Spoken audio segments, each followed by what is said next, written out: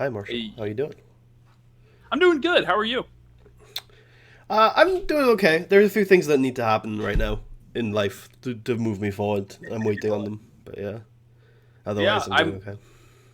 I'm doing real well. Just everyone will notice I'm in a different location. Well, maybe everyone won't notice, so I'll point it out for you. But I'm in a different location, different apartment, different city, still nearish in the general vicinity. Um, well, in terms of America, the general vicinity. I don't know. In Europe, it might be very far away. Probably is, yeah. I've heard it's funny because European tourists will come to the U.S. and they'll be like, okay, we're gonna drive here, and then we're gonna drive there, and then we're gonna drive there, and they don't realize like the distances they're talking about are like thousands of miles, and it will take weeks, and they're just like, because they're thinking, oh, we're just like traveling across like France or something like Yeah, that, yeah, and yeah, it's like yeah. they're traveling across like a continent basically, and they don't quite understand that.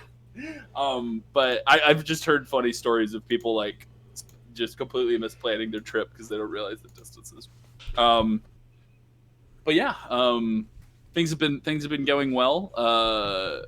And I just yeah, before we started the stream, I was just wondering what is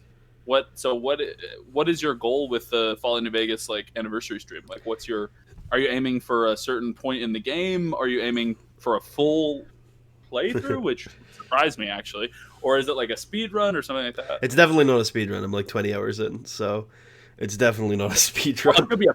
I don't. I wouldn't be very good at a speed run. It would probably take me 20. I Okay, don't know well, it definitely isn't a speed run because I've done a lot of side quests. how fast can you do a speed run in New Vegas? Like not you, but like in 20 someone. minutes, I think, is now the record. 20 minutes? I think so. Yeah, it's down really low right now. How do you do that? I You can't don't. even cross the map that fast. Well, you can. I think so. I remember it when I was interested in it when it was around an hour, so that's what I know the most about. Where you would just get, I think back then you would just get on the monorail, and then there was a way of doing the S-Plan quests where you basically don't have to go anywhere, or something like that, or you just discover Red Rock and then fuck off or something. I don't remember what it was exactly. That's so crazy. But now That's now I know they do sequence breaks. They have like they found the exploits that like that's why it's so low now. they could skip ahead in Yeah, quest lines. Okay, I know and then somehow when it fall was through around. the Go ahead. world and reappear. I'm guessing they could like fall through the world and reappear somewhere or something like I that. think Like, there's less of that in New Vegas than there is in three. I think it's more. I know there's a lot of like crippled walking where you cripple your legs and somehow you walk faster if you open your Pip Boy at the right time or something like that.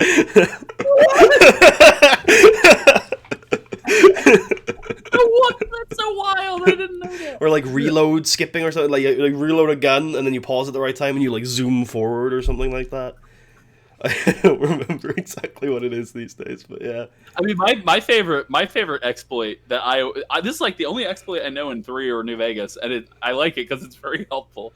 Is when you fall really far, and you can save and then reload your save, and you won't take the fall damage because like it reset. It does when you reload the save, it doesn't realize that you had fallen that great distance. It just thinks, oh, you're 3 feet above the ground. Yeah, I think that's That's the actually a part of the speed hacks or whatever it is. Yeah, I'm sure. Yeah, you gotta. But I mean, it's especially useful in Fallout 3 because in Fallout 3 you're traveling on all those fucking like roads, those highways that are like 500 feet above the ground. It takes you an hour to get off of them properly, so you're just like, fuck that, just jump off. but yeah, I was thinking about that recently actually in one of my recent play sessions. I was thinking to myself, what am I actually doing? Because I've been playing for a while now, and I feel like the other games in this anniversary thing aren't gonna take me as long. And I'm thinking just like, You what am I? could have done a YOLO run. That could have been fun. It That could have could been. have I'm been not wild. very good. I'm doing very hardcore for maybe the first time. Hmm? Oh, this is the first time you've ever done very hardcore. Maybe I don't remember doing it. I So I enjoy it in New Vegas more than I do in Fallout 3 because there's way more like consumables in New Vegas the that are like hardcore isn't even in Fallout 3. I just mean doing it on a harder difficulty. Ah, There's way more consumables and drugs and things that can like that you can use to kind of get through really hard battles. Um, that I think make New Vegas much easier to do that in, or at least I don't want to say easy, but like if you know how to use the resources you have. it can be doable. Although the worst thing on very hardcore is Lonesome Road. It is it is so fucking brutal. You're gonna, when you go through the part with all the goddamn death claws. Even if you're level 50, those things will kill you in one hit or two hits, and you're like, what the fuck do I do? Yeah, I just did Quarry Junction a few days ago. Oh shit! What level were you? 19, 18, something like that.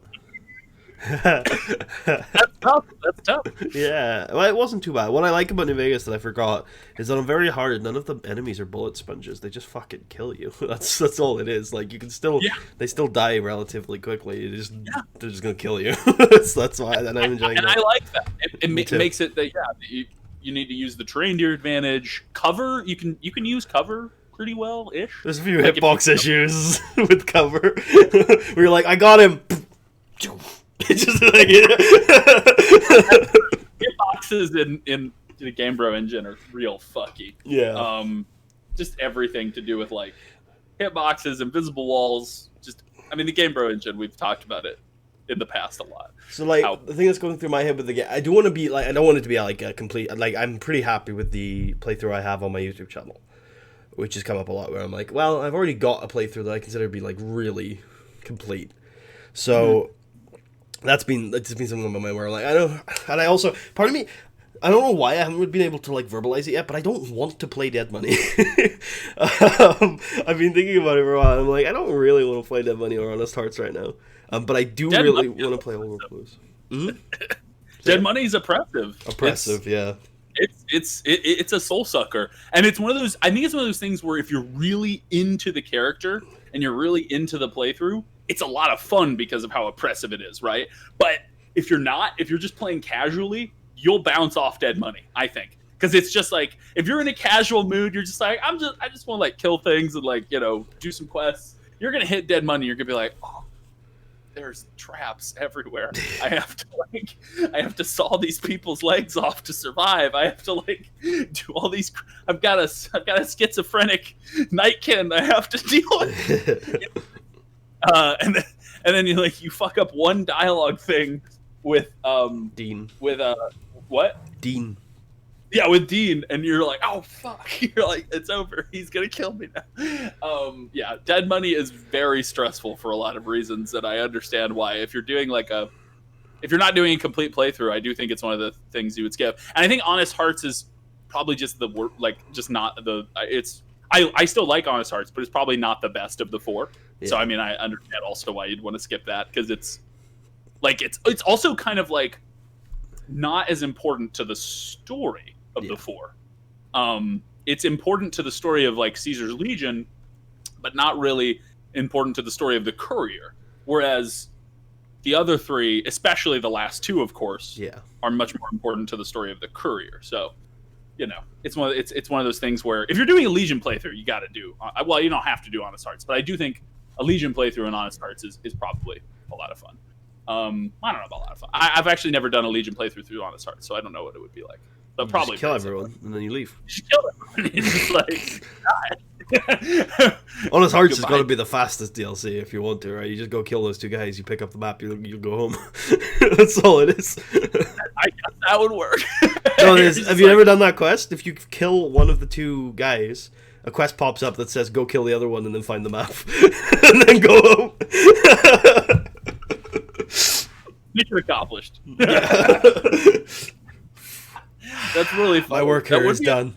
That would be the funniest Legion playthrough ever. You're just like, okay, we're getting into Honest Hearts. This is going to be really fun, guys. You just walk up to them and immediately shoot them. Oh, man. I'd imagine that would be a hard battle, though, against Joshua Graham if you weren't at the right level. I don't know, but yeah, probably. I feel like isn't he ridiculous? I seem to remember him being kind of ridiculous, health-wise. I think he's pretty tough. Yeah. And I have a feeling he'd be tougher as an NPC than as a companion. I don't know why. But I'm guessing they have different stats. And I feel like they have different stats when they're an NPC and when they're a companion, but I'm not sure. I'm not actually sure how the behind the scenes works. Yeah. But yeah, anyway, the short answer is I don't know yet. I will keep playing New Vegas until I'm done playing New Vegas. Nice. Yeah, I guess it's I kind mean, of my answer. you could just do like a best hits thing where you play your favorite parts of the game. And you Yeah, ignore. I think I've kind of fucked that up. Like, not fucked that up, but I think I'm past the point of doing that since I've done a lot of shit that I don't Done a consider lot of just like drag. random. Yeah, I mean, I'd say at least 40% of the streams is me playing Caravan.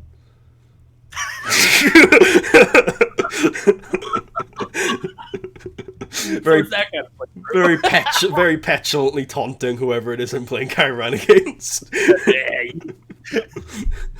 Just milk every cap out of the merchants. That's what. Well, unfortunately, I forgot about the 5-hand limit, and I missed out on a lot of caps because of that. Oh yeah, because you have to the way you do it is, from what I remember, is like you buy all the shit off them and then you play Caravan with them because you can get all the money you gave them back. About 80% or so. Yeah.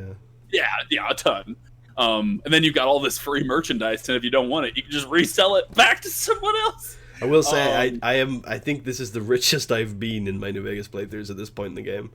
I'm level 20 now at the end of the last play session, and I have 65,000 caps, and I have spent 20,000 on implants.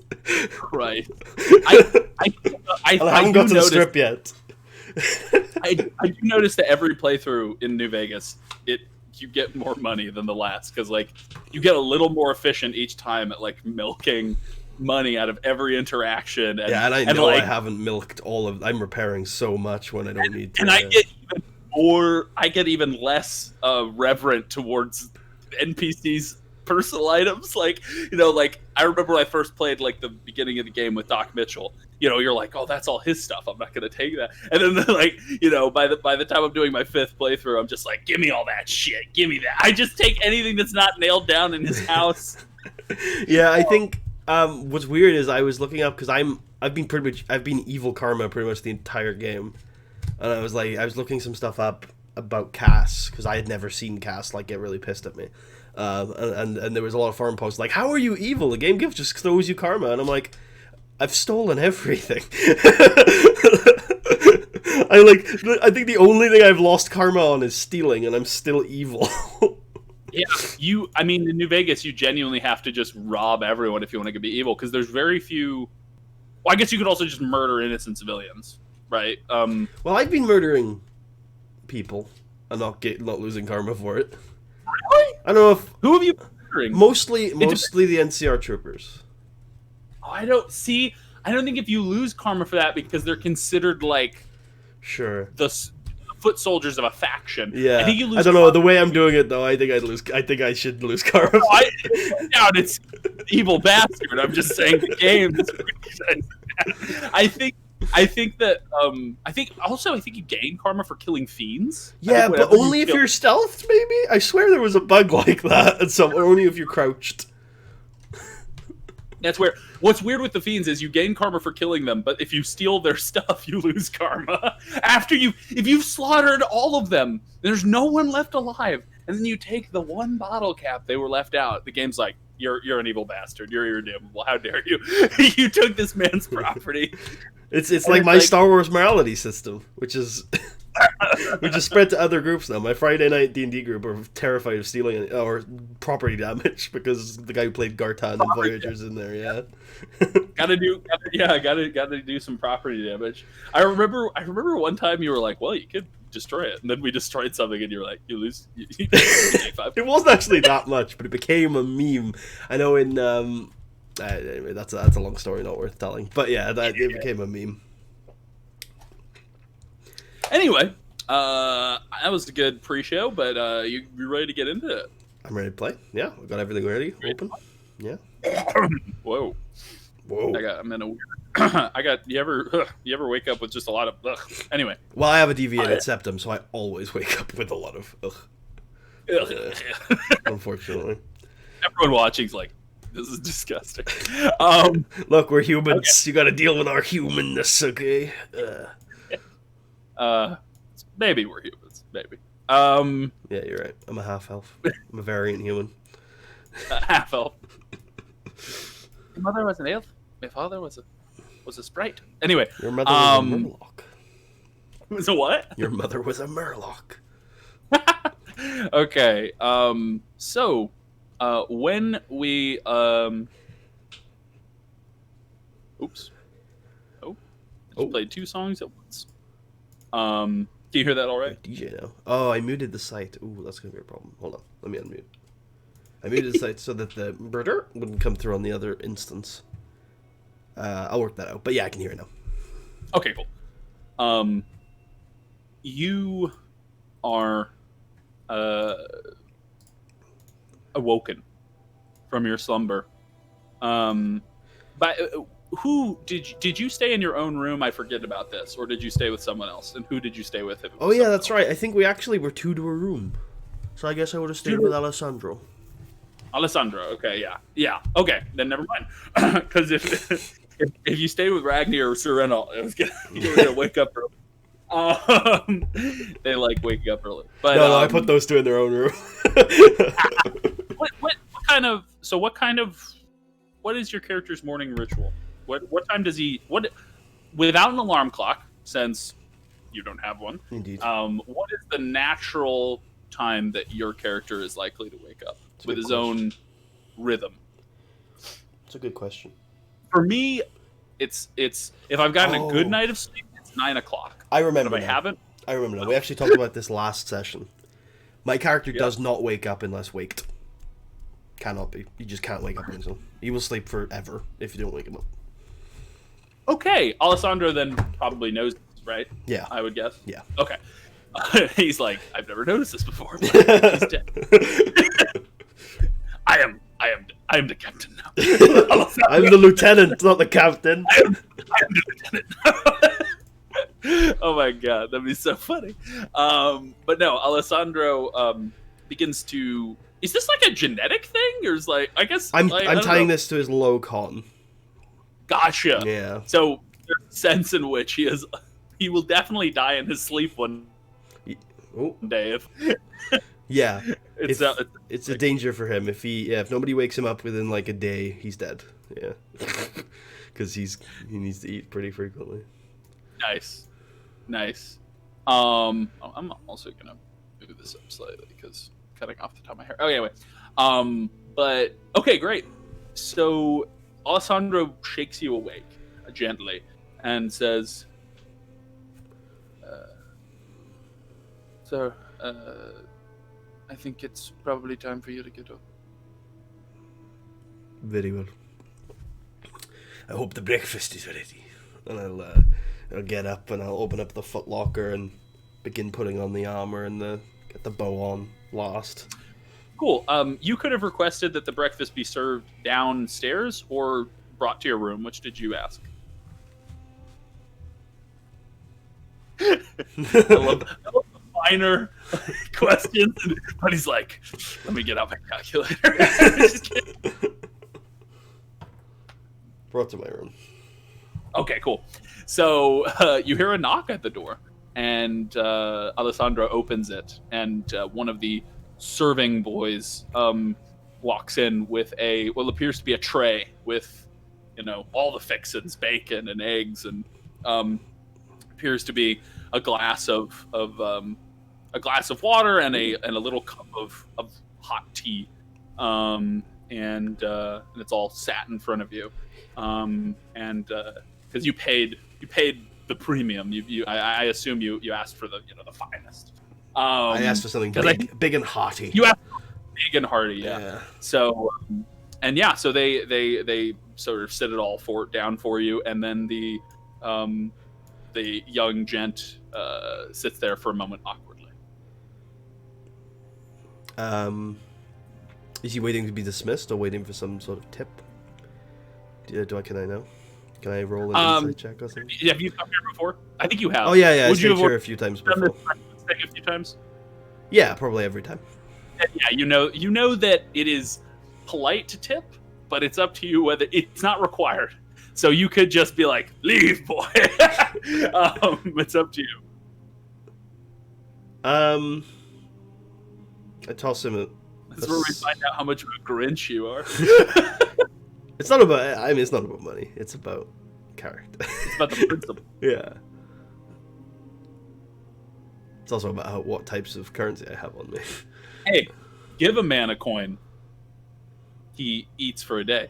Teach a man how to make money. So you're like, for your tip, I'm going to give you a course on business, son. Like, I'll throw him.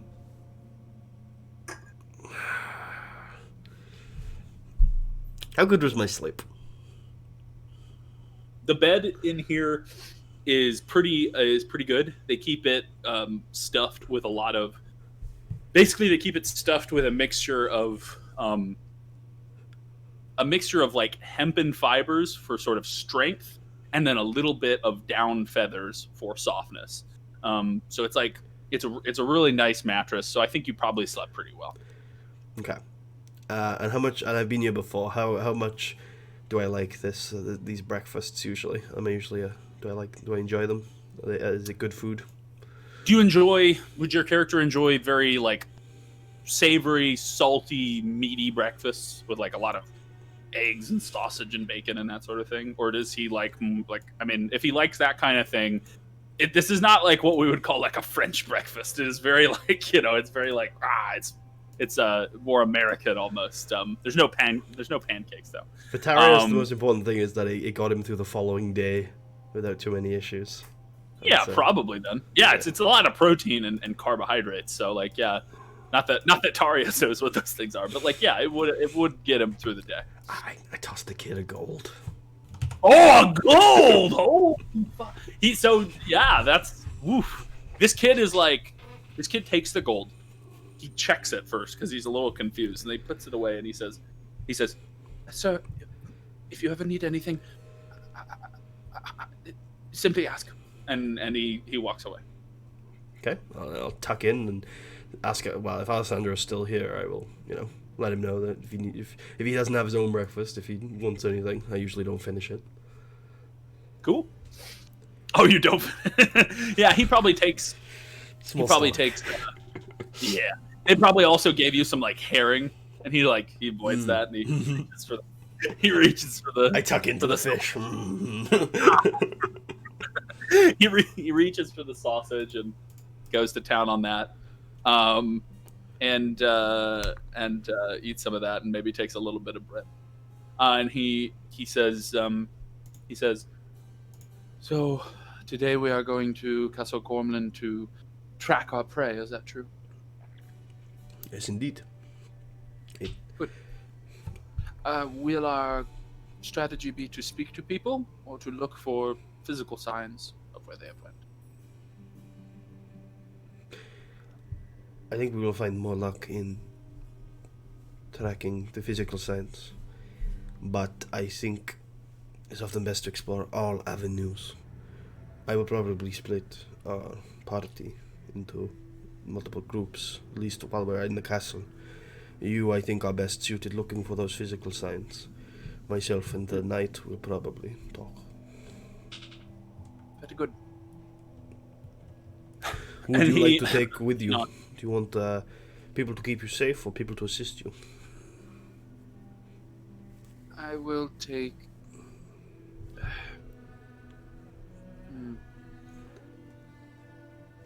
I will take Ragni.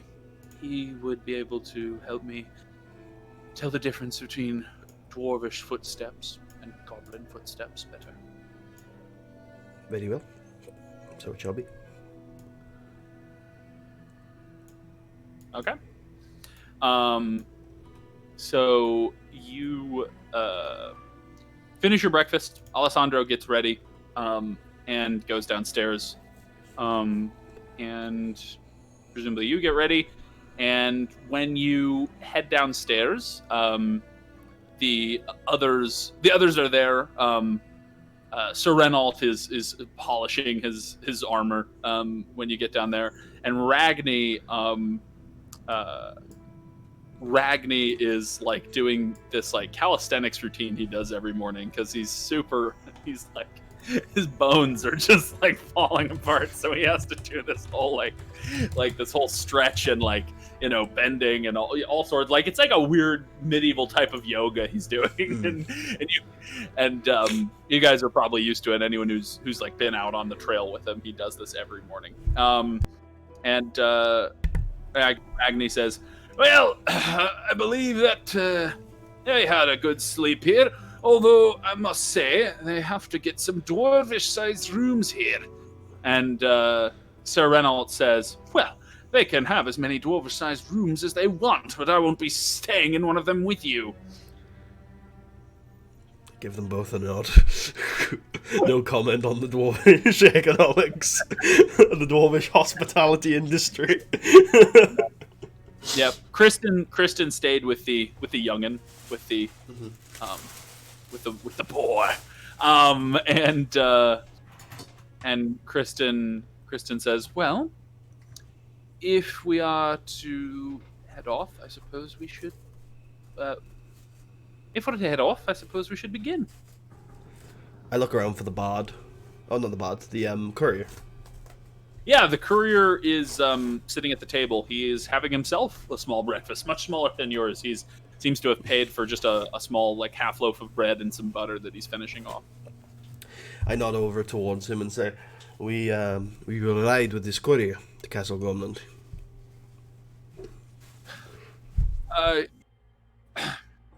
Yes, sir. As you suggested, I think it is a. I don't remember what this guy's voice was, but anyway, as you suggested, it is safer that way, and perhaps you can regale me with tales of your adventures. I nod over towards Ragni and Sir Reynold and I say, I am not much of a storyteller, but those two, I'm sure, would be happy to oblige. Renault grabs him by the shoulder and says, my boy, I will tell you of the time that I single-handedly fended off 7 wargs in a pass to the south of here. You see, and he continues to tell this tall tale. All of you go outside. The ostler has sort of kept your animals well stabled. Sir Renault probably spent like a couple hours before he went to bed last night, like micromanaging the ostler's job. So you think he does not like Sir Renault. Wasn't it? Wasn't it a small girl? Wasn't she the one that was doing the whole? Was it a small girl? I think it so, might have been. Yeah. But in that case, but basically, at first, I think she was like, "Oh, this guy's gonna do all my work for me." But of course, Sir Renault wouldn't let her just step aside. Mm-hmm. He was like, "You need to do the work, but I'm going to tell you how to do that." So she hates him, and she's staring him daggers as she like finishes getting up all the horses and the pony, and everyone presumably gets on, and you guys begin to ride out of the stables and onto the road to Gormland, Castle Gormland. Are you guys assuming the same positioning? Yes, but with I remember that was like you in the middle, and then like this is pretty much accurate. Just with Ragni was right next to me, and then exactly like this. But I want to fit the courier into a defended location. Oh yeah, the courier. Let me get a picture for him. Just a marker of some sort for his visage. Let's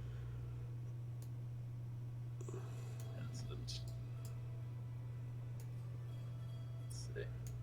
Here we go. Classic. Oh my. Oh my. He's so disheveled. Okay. I mean, couriers, they're on the road their whole life, so they probably wouldn't look very well kept. Okay. So this is right, what I've done here. You like this? Okay. Yeah. Would you? So obviously we're on a hex They're coming grid, for so you, you can't. Marshall. I know. Every time, every day. They're coming for ring-a-ding-ding. Actually, an ambulance, because we're like a minute away from the hospital, so ambulances come down here constantly. Oh my. Oh my. Was it super loud? No, it wasn't that loud. I'm just thinking about what would happen if I lived right next to a place that ambulance is all the way along. Oh, wow. Yeah, but would you not get any sleep, or? Well, no, but I do spend a lot of time streaming these days. I mean, it adds atmosphere, ambiance. I lived over a dentist's office in Prague. Ooh. Did you hear the screams of The children? drill. Constantly.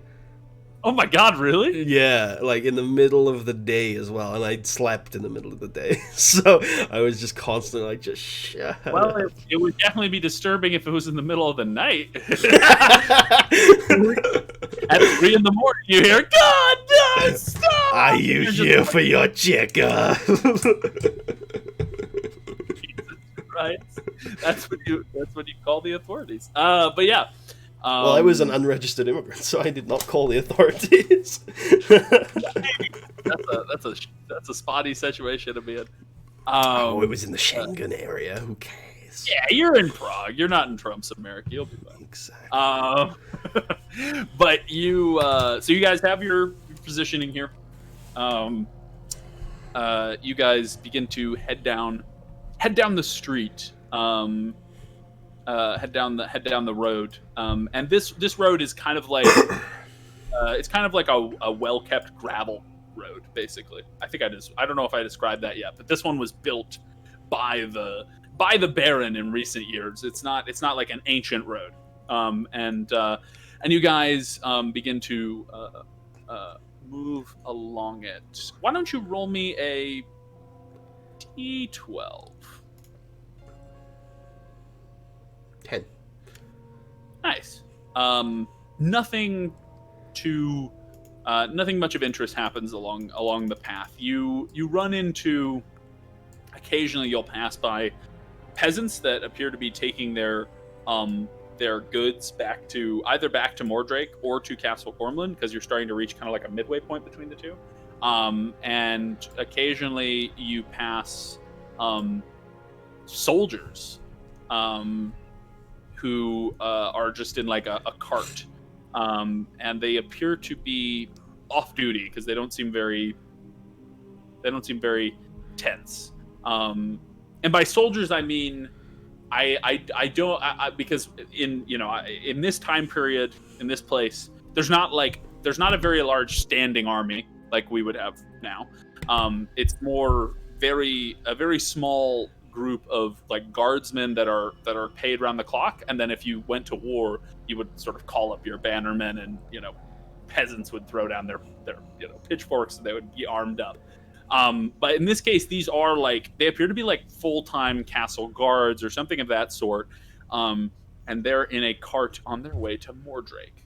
And you saw like 2 of them at different times heading to Mordrake. Would you have said anything to them or the peasants, or would you just pass by? Perhaps the soldiers. I know they're soldiers because they're wearing a certain kind of armor with a certain crest on it, or something like that. Or is there something? Yeah, else? they would have the sigil of the barony of the Gormland's family. Okay, and would they be wearing a specific kind of armor? Yes, they basically wear a chainmail. Chainmail. Cuirass. Yeah. Ooh. Okay. I'll pronounce, but I see it spelled all the time. Cuirass. I don't know how it's. Yeah, I don't know either. Or something, but anyway. I hail them. I say, "Hail, men! What brings you to Mor? What sends you down the road to Mor? This is the wrong voice. Hail, men! What brings you down the road to Mordrake?" The sergeant looks up at you and says, "We're headed to Mordrake to, by the orders of the regent." For what purpose? For what purposes? We have been told to keep the town safe in a time of confusion.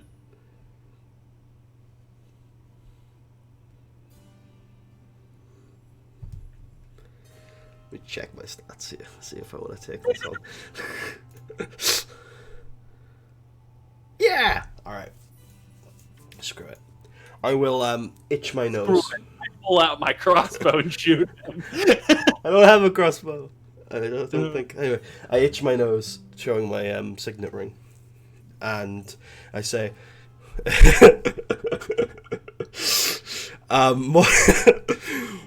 Mordrake is under the protection of the Fist, as it always has been.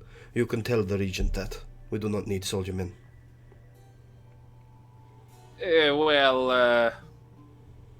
I'll be sure to tell him the next time I see him. And he laughs. Which will be in the days to come.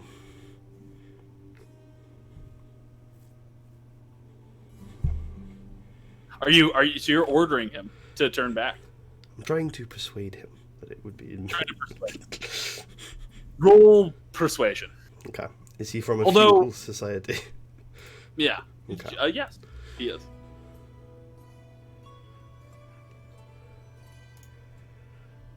$27, not 20.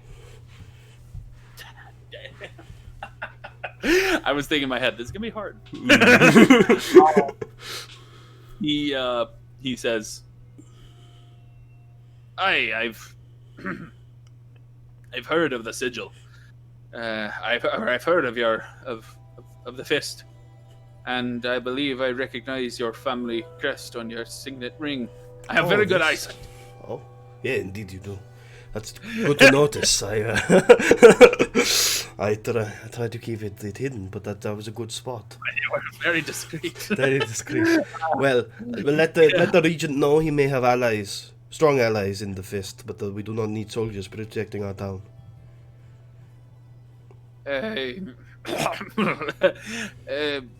Food, well, resources, supplies are welcome in Mordek. Soldiers, we do not need.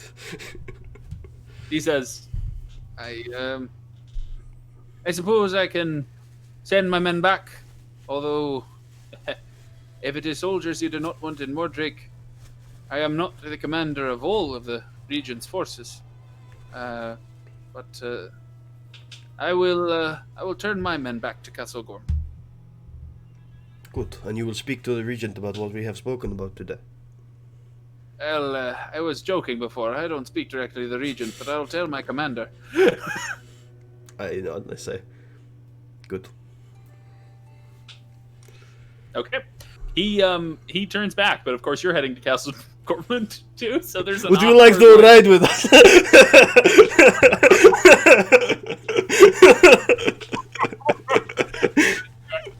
You offer him to ride with you? Yeah, I mean, I don't think there would be any reason not to, right? Because otherwise, I was gonna say it would be one of those awkward things. Say goodbye to someone, but you're heading in the same direction. So like, there's super awkward where you're just like, goodbye, and then you're still there. And then you realize I should have said goodbye so soon. Yeah. But so he's like, well, I suppose there's no reason I cannot have my men travel with you. Good company and all that. Safety and numbers. Very well. And he tells the driver of his cart to turn around and follow you guys. Alright, cool. And I guess you said there was a second band. Yep, they were spaced out. You've also talked to the other band. The second one. I say, hail men, are you headed to Mordrake to keep peace? The sergeant says, aye, wait, is that Billy? And he looks at the sergeant. He's like, Billy, you were supposed to head out an hour or two ago. I can explain that. I am Tarius Gladwin Jr. I am the lieutenant of Tarra's Fist. Mordrake are more than happy to accept supplies and resources at this difficult time, but Mordrake is protected by the Fist. We do not need soldiers. Okay. He says, make a persuasion check this time with advantage because Billy's here. you already have one sergeant with you, so it's kind of awkward for like he's gonna have to. Yeah, make Yeah, sure. roll it. 18 with the signet ring if he's from a feudal culture. Yes. He's like, no, I'm from the Republic. No, he says, well, I suppose. You know, the captain ain't gonna be happy about this, Billy. And Billy goes, he seems like a nice guy. And the guy pulls around and starts following Billy. Caravan back to Castle Gormland. Cool. Cool. So, you, um, yeah, you head, yeah, you're heading back to Castle Gormland, and Well, they're heading you're back to Castle Gormland. We're just heading to Castle you're Gormland. just heading to Castle Gormland. Yeah. You do overhear them occasionally talking back and forth across the cart to each other, discussing the fact that they're a little bit worried what their captain will have to say to them, but they're also like, well, I don't know. He says that Mordred. I think there's also they're kind of like, I think the reason they turned around was twofold. One, there is a practical sense where they're like, well, why are we going there if it already has people guarding it? And then the second thing is they're kind of like they think that you have power in the feudal society, so they don't want to upset you. So it's kind of a twofold thing, but they're also a little bit afraid of their captain, and what he'll have to say. So they're just talking about that as you guys travel. I'm gonna say to the courier after a little while, in a bit of a hushed tone, I'll ask, "How much for your services?" He says, "Oh, you wish to send a letter to someone?" Yeah, it'll be on your way. Oh, very well. If it's on my way, I would charge you a pittance, 5 copper. If I give you a silver, will you write me 2 letters and deliver one of them? You only want 1 letter delivered. The other I will give to another to deliver. Very well. That seems fair enough, sir. I'll toss him a copper. Sorry, a silver. He's like, I do not know how this money works. That's why I gave a golden tip this morning. I thought it was the copper. I say, I'd like you to write for me that, very similar to what I said to the guards back there, that Mordrake does not need protection and would not take too kindly to the region sending extra protection in that direction. However, it is willing to accept resources, supplies, and any other assistance, and that if any more information is needed, to contact the captain of Tarra's Fist with correspondence such as this. Make out the first to the regent, and the second to a captain. Very, very well. And he begins to write all of that down. And you want this, like, both of these to the captain and the regent to be basically identical? Yeah, I don't think I'd vary it up. Maybe I would say, be a bit more reverent in the language to the regent, and to be a bit more precise with the captain. Try and get to the point a bit quicker. But yeah. So the idea here is that Mordrake is under the protection of Tarra's Fist, and that they don't need protection. They definitely don't need soldiers. And that the captain can stick it. No, I'm just kidding. Well, our captain would be more than happy to send correspondence back and forth for more details. Yeah. Gotcha. Okay. Because I don't want to break off on my own without the captain having any knowledge of this. I'd like them to eventually start talking to the captain instead of me. Okay. And I will use the signet ring to stamp both. If cool. I assume the courier will have ink for me to do it with, right? Mm-hmm. You would have equipment for it.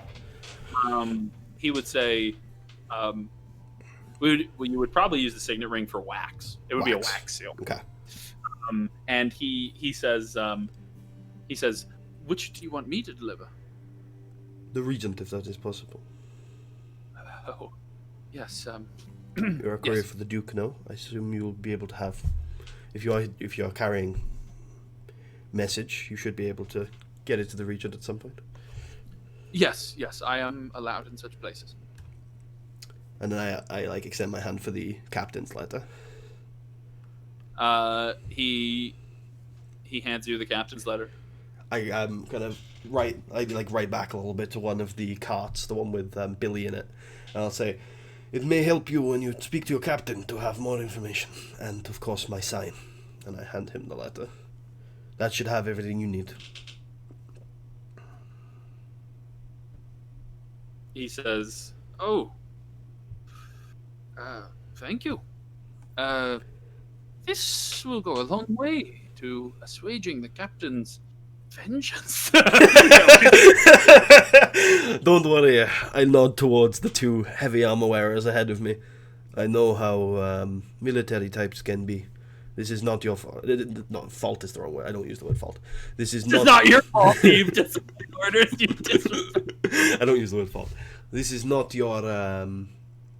This was not your command. It was mine, and I'll make sure that I've made sure that all the information is there. So, in the letter to the captain, would you say that you attempted to speak to him as an equal or speak to him as a superior? Basically, if you try to speak, I'll just tell you up front. If you try to speak to him as an equal, it'll be persuasion. If you try to speak to him as a superior, it'll be intimidation. Well, I would actually say I tried to speak to him as an inferior. I am below. Yeah, I am below the rank of command. That'll probably also be persuasion. Okay, I'm trying to connect their captain with my captain, and I'm just the messenger.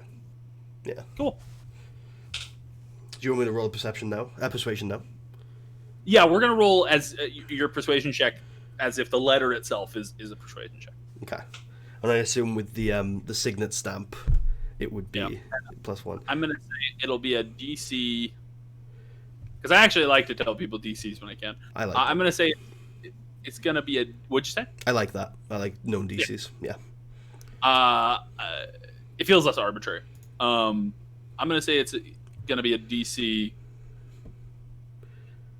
So the purpose of this, as far as I can tell, is to get the captain to go easy on the two guys, right? Is that to get the captain to go easy on the two? Yeah, because I think the main purpose of the regent letter is to accomplish political goals. This is more of just like. Go ahead. Because the captain is listening to his regent's commands. So if you try to convince the captain to stop, that's gonna be big ass. I also want the captain to like think kindly of Tarra's Fist and the people from Mordric. I want the military kind of structure to be like not antagonistic towards us. Yeah. DC 15 persuasion check. DC 15. Mm-hmm.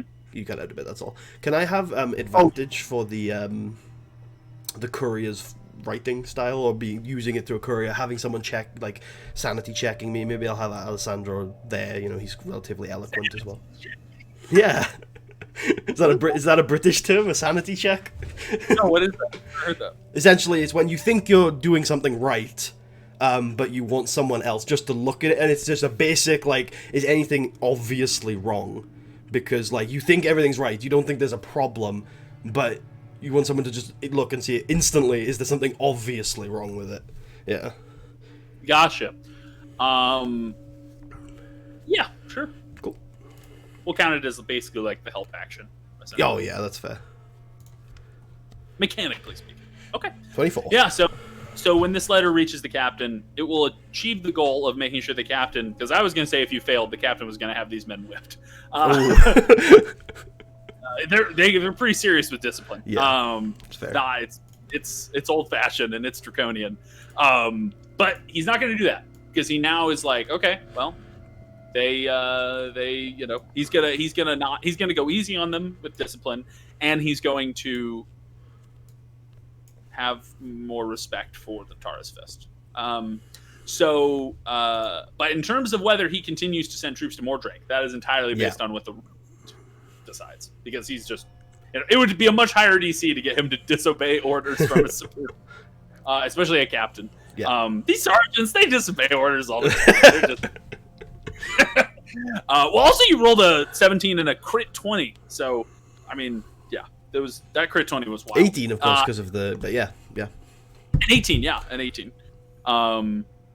If you want, well, don't. I was gonna say, I'm pretty sure in the background you can build in an extra +1 for your ring, but is it likely that pretty much everyone's going to be from a feudal culture, at least for a little while? Like, for example, some people aren't. Like, so, but it's like the goblins won't be. Yeah. If you speak to the goblins and you don't kill them immediately, or anyone like that, goblins. Is Clan Grimm a feudal society or no? No, it's not. It's not feudal. All right. It's not feudal in the way that you guys are. So, it's very it's hierarchical, and when you go back to if you go to one of the dwarvish undercities, it's despotic, but it's not feudal. Okay. It's not, it's not this system based, and Yeah, but yeah. So I would say, I'll keep for it example, then. Alessandro also isn't from a feudal society. He's from an imperial society. I see. So it doesn't. So it's where you're from rather than where you are now. Yeah. Yeah. I mean, for example, Alessandro doesn't. Yeah. Alessandro understands the power of nobility, but he doesn't have this sort of reverence for them that people who grew up in the society do. To him, they're just mortals. But to the peasants and people who live here, nobility they're more than human. They're better than human. You know what I mean? They're like half elves. No, I'm kidding. Which Alessandro's a full elf, so he's like, "Fuck yeah." Anyway, I am the gods of this land. Yeah. Yeah. So you convince the courier of this, and or you not convince him. You get him to write this stuff, and you hand the letter. You have a letter, or no, you don't have any letters because you gave the other letter to them. So you are now headed to Castle Gormland. Do you want me to make a persuasion check for the Regent's letter, or are you gonna count that 24 as both? No, yeah. If you wrote slightly different for the Regents, then I'll have you make another persuasion check for the Regent. Now, in terms of the Regent, is your letter trying to dissuade him from sending troops to Mordrake, or is it trying to just get him to contact your captain before he does anything further? Ooh, that's a good point. Because getting him to contact your captain is going to be an easier check. Getting him on your word alone, stop sending troops to Mordrake, is actually going to be a very hard check. I like the way you went it the first time, where it's like contact the captain before you send any more troops. That's what I'm going to try and do. Just halt for now and speak to the captain. Yeah. Okay, that's going to be a DC 15 again. So roll another persuasion with advantage. With advantage. Okay.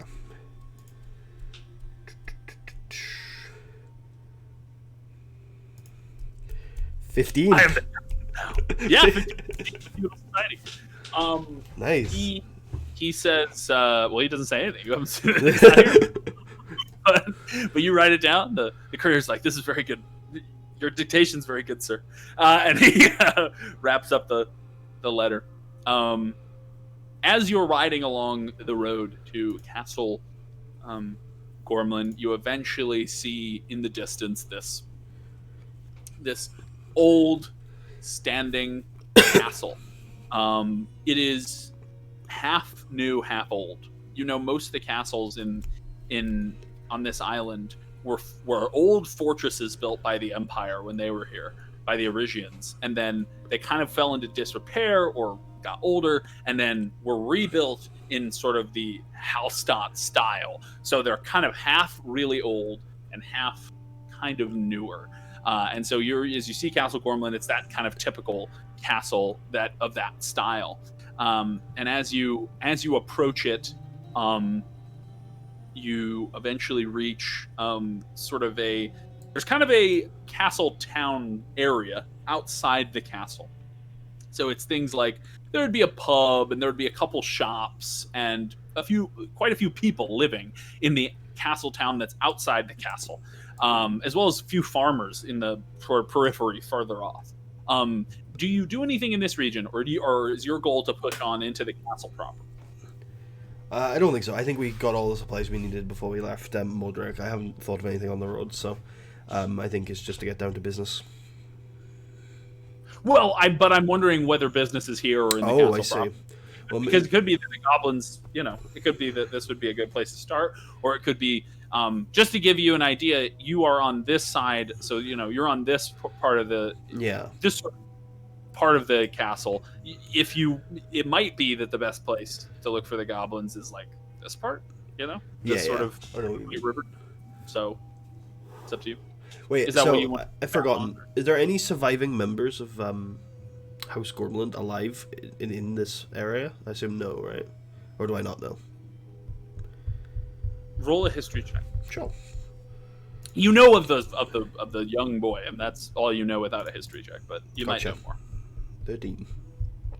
You know that there is an old uncle of the he's an uncle of the previous baron, who is now dead, and he's in his late 60s. He is completely he's technically, if they can't find the boy, in line for the barony, but most people think that he might cede it to someone else because he's beyond. He doesn't have children, he doesn't have a family, so he would probably just be kind of like a person who would maybe help decide things for a while. But most people assume that even if the kid doesn't get rescued, it's unlikely that this guy is going to want to seize power on a permanent basis because he's so old and he doesn't have children that it's not going to put Gormland in a secure. It's not going to put Moreland in a secure position going forward. However, it could be that he's wants power and maybe he doesn't care about secure positions later on. But yeah, you know of this uncle. His name is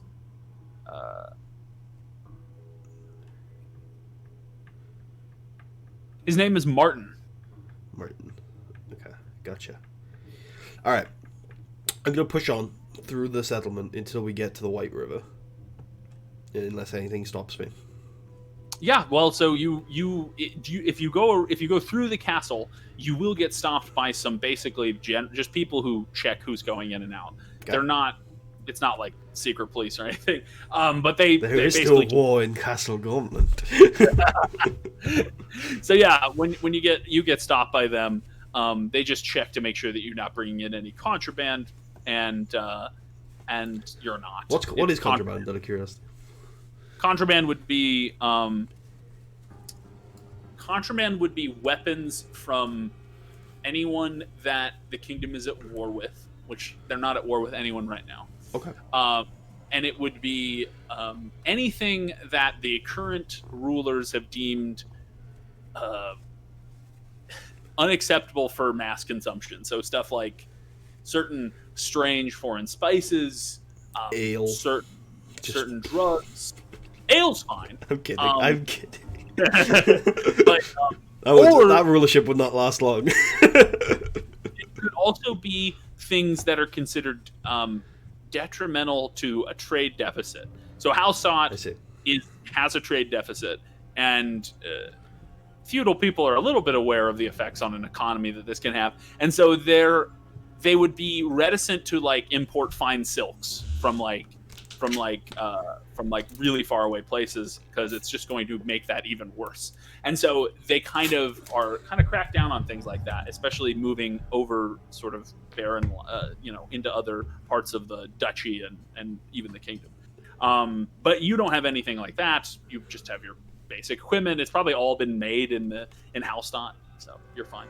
Except maybe the legendary bow, but that was probably a long ancient kingdom that is fallen or something. Yeah.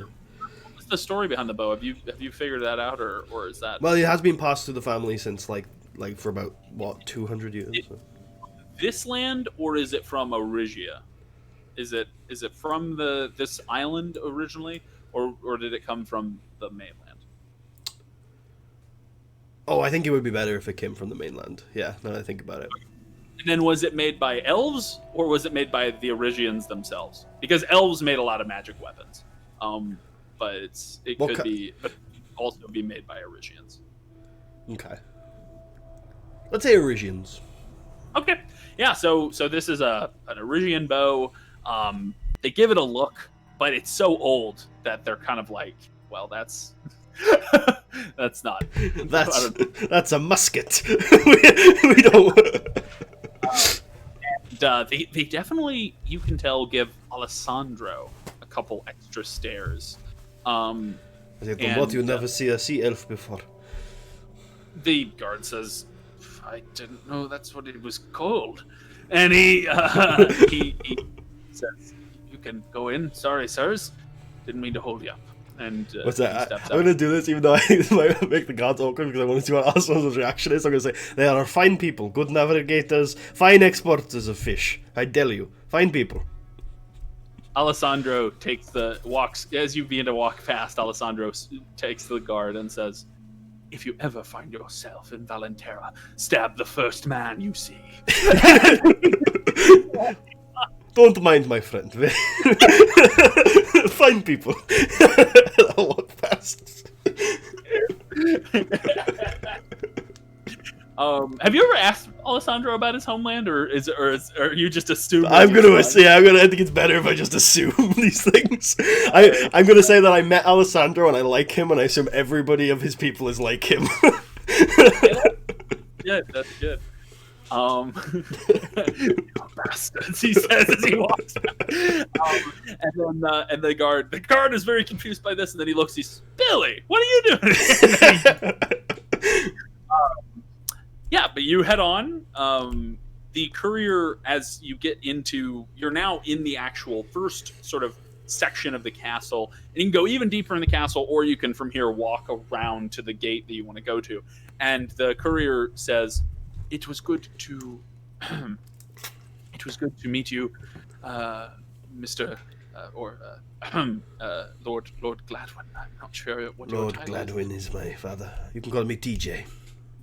TJ, it was good to meet you, TJ, and I will, well, if I see you again, then I will see you again, but I will make sure that your letter reaches its destination." Good, and remember to tell who you see in the Council of the Duke of the work we do up here. Thank you. He nods, gives you a minor, sort of, kind of pleasant bow, and then he walks away. And you see him heading further into the castle. Like I said, basically these castles are designed in rings. So like there's an outer ring and then an inner ring, and then the castle itself. You're kind of in the midst of the outer ring, and from here you can work your way around. And there's a castle town in the outer ring. So there's buildings here, merchants, stables, blacksmiths, all sorts of producers of goods and stuff like that. There's even like a little chapel or maybe even probably a couple chapels. But you can from here, if you're not interested in speaking to the regent, which I don't think you are, because that was the whole point of giving the courier the letter. You can just work your way around the outer ring to the gate that you want to go to. Is that what you do? Well, yeah. Obviously, we're going to separate, unless we already have. I'm going to separate from the two sergeants in that company. Yeah. Yeah. So Alessandro says, "I will begin looking for any tracks." Agni? I meant the well, that's fine too, and I'm happy to do that. But I meant, the two sergeant companies that were following us. Oh yeah. No, sorry, you did separate with them. Okay. Yeah, they're gone. And then no, I think we'll wait to get to the river before we separate the party. Yeah. So okay, I guess cool. We'll just start heading. We'll work our way around to the river. Yeah. Okay.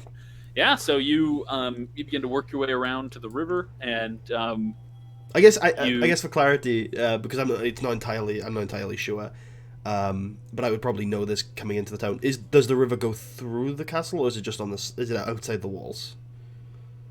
Oh, so there are the main river is outside the walls, but they do have small channels to bring in fresh water into the castle.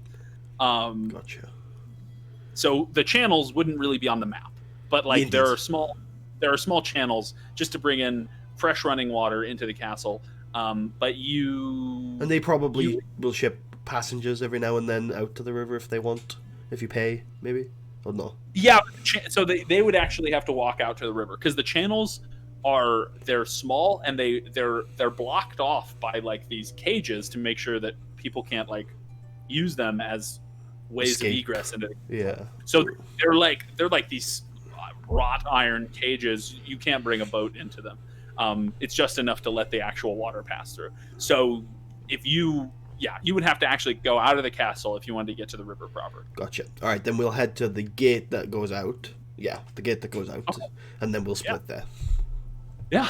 So you head out of the gate. They don't ask much questions on the way out. They just let you out. And sorry. Our party is staying inside the city. We're gonna split at the gate. They're gonna go out, and we're gonna stay. Yeah. So you get to the gate, and you don't know what the fuck questions they ask, because you don't leave. And sorry. No, it's fine. I just missed it. Alessandro and Ragni say goodbye, and Alessandro says, "Where shall we meet back up?" That's a good question. At the gate. Here at the gate. When the sun starts to set, start coming back. At the gate. Very well.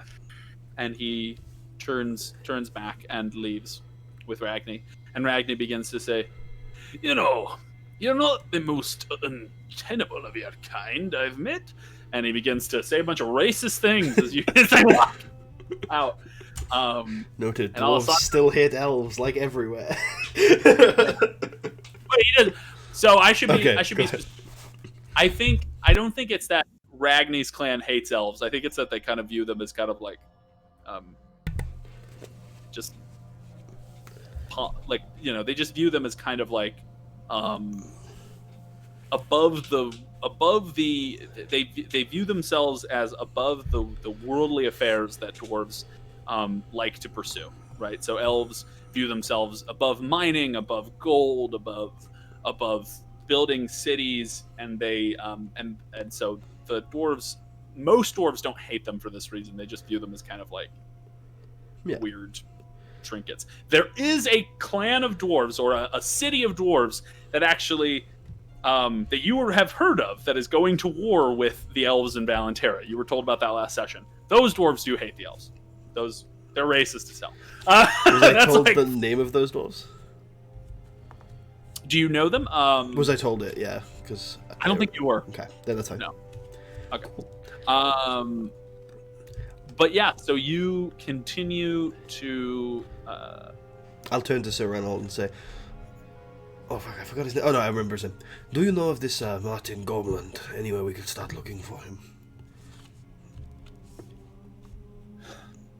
Reynolds says, "Martin.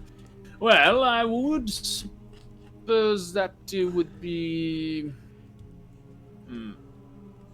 somewhere further in the castle. I would suppose he would live in the castle proper." You think that's going to be a problem for us to get into, given our current... I am a knight, and you are a member of a noble house. We can go wherever we please. Can I roll an insight check to see if he's like being pompous or whether that's probably true? Sure. 16. Well, he's a knight, but he's a disgraced knight. Oh! No longer lord. He's a hedge knight, which is just a term for it's like a ronin. Like, it's a knight that doesn't have a lord that they follow. And so he's a knight in that sense, but like other knights wouldn't respect him. I'm reading this again now. Reynolds, you. Oh, you're reading his backstory again. Yeah. Would you like to share any of it with people watching? Sure, I will. I'll shift this tab over to the screen that they can see if anybody is curious. So, but yeah, Reynolds says, "Gentlemen such as us," and he, yeah, you think that he probably couldn't get anywhere he wanted, but he could get into a lot of places that like a peasant couldn't. You think that if you make it clear that you are here, you think as a member of Tarra's Fist, you couldn't necessarily get anywhere you wanted. But if you sort of play up your ancestry and the fact that you're a member of the House of Gladwin, especially given that Gladwin has had long-standing relations with the House of Gormland, you think anyone who's a loyalist to the House of Gormland would probably let you through. Yeah, I think there is also there is this, considering the road, and you know, I didn't roll any insight checks on the, because I'm not that suspicious on the soldiers or anything, but definitely seeing two sets of soldiers head down the road to Moreland, hearing everything about the Regent, I think Tarius has a minor suspicion that the Regent might not be a Gormland loyalist. So Nice. yeah, so he's gonna be careful. So at first instance, I am going. I also think if you presented yourself as a member of Tarra's Fist and not as a member of the nobility, you could get into a lot of places, but only if you emphasize the fact that like you're there to do something. There's something, yeah. That's what I was about to say. On first instance, we're going to go further into the castle and say we are looking for Martin Gormland. I will make that publicly available. We are here on business for Tarra's Fist, and see how far that gets me. Okay. And it's me, Renault, and I forget her name. Kristen. Oh, Kristen. Yeah. Yeah. And then we tell the rank and file to go find an inn. Okay. Yeah, the rank and file's like, all right, and he just starts carrying the horses. So okay, so if you begin to tell people this, why don't you roll me? Obviously, so you're able to get. when I say people, I mean like guards, gates going inwards to the city. Yeah. So getting into the middle ring is no problem. You don't need to make a check. If you told them that you have like some business, they're just like, okay, whatever. They mainly just keep riffraff out, and then when you get to the what we would call the inner ring, which is the castle proper. I like to think if they're there to keep riffraff off, I'm walking and they're like, oh, he'll be fine. And then I stop and they're like, oh god, he's riffraff. Because if you remember, while I'm walking, I carry myself with this elegant pull. And when I stand still, I look like a homeless person. Do you stop when you're in view of them? Yeah, I stop to, see if they question me. They question you. It looked like you were gonna, but as soon as you stop, they're like, oh, are you... Sir, do you need to go back to the shelter? I look mildly offended. And yeah, I mean, Sir Renault steps forward when they say this. He said, "Did you know who you speak to, you cur? This is a member of..." And he looks to you for confirmation as to whether this is okay for him to... I back him down a little. I'm like... It's okay. I understand. I do not project the elegance of my house. I am the lieutenant of Tarra's Fist. We are here on business. Oh, okay. Yeah. You might need to see a doctor or something. Yes. I have seen many doctors. It is incurable. Thank you for your consent.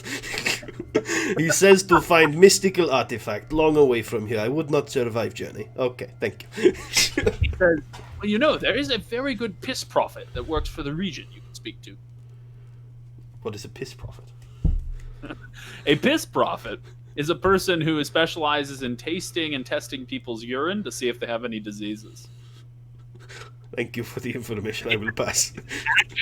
It's an actual medieval profession. Okay. That is one area of the campaign I'm not going to go anywhere near. I'm going to walk through the door.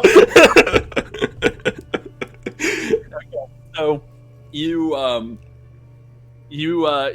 go into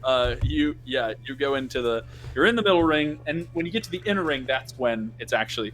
So there appear to be much better, much more well-equipped looking guards here. These look to be like the Baron's guards, if you will. These are not just town guards, and the type that you were... Just to remind me, just so I know where my head's at. We were hired by the Regent, right? Or were we hired by someone else? You were hired by the Regent, yeah. Okay, good. Yeah. All right, go on. You just tell them that. They look. You're like, these guys are wearing like breastplates, and they're carrying pole axes, so they look pretty. They're ready for business.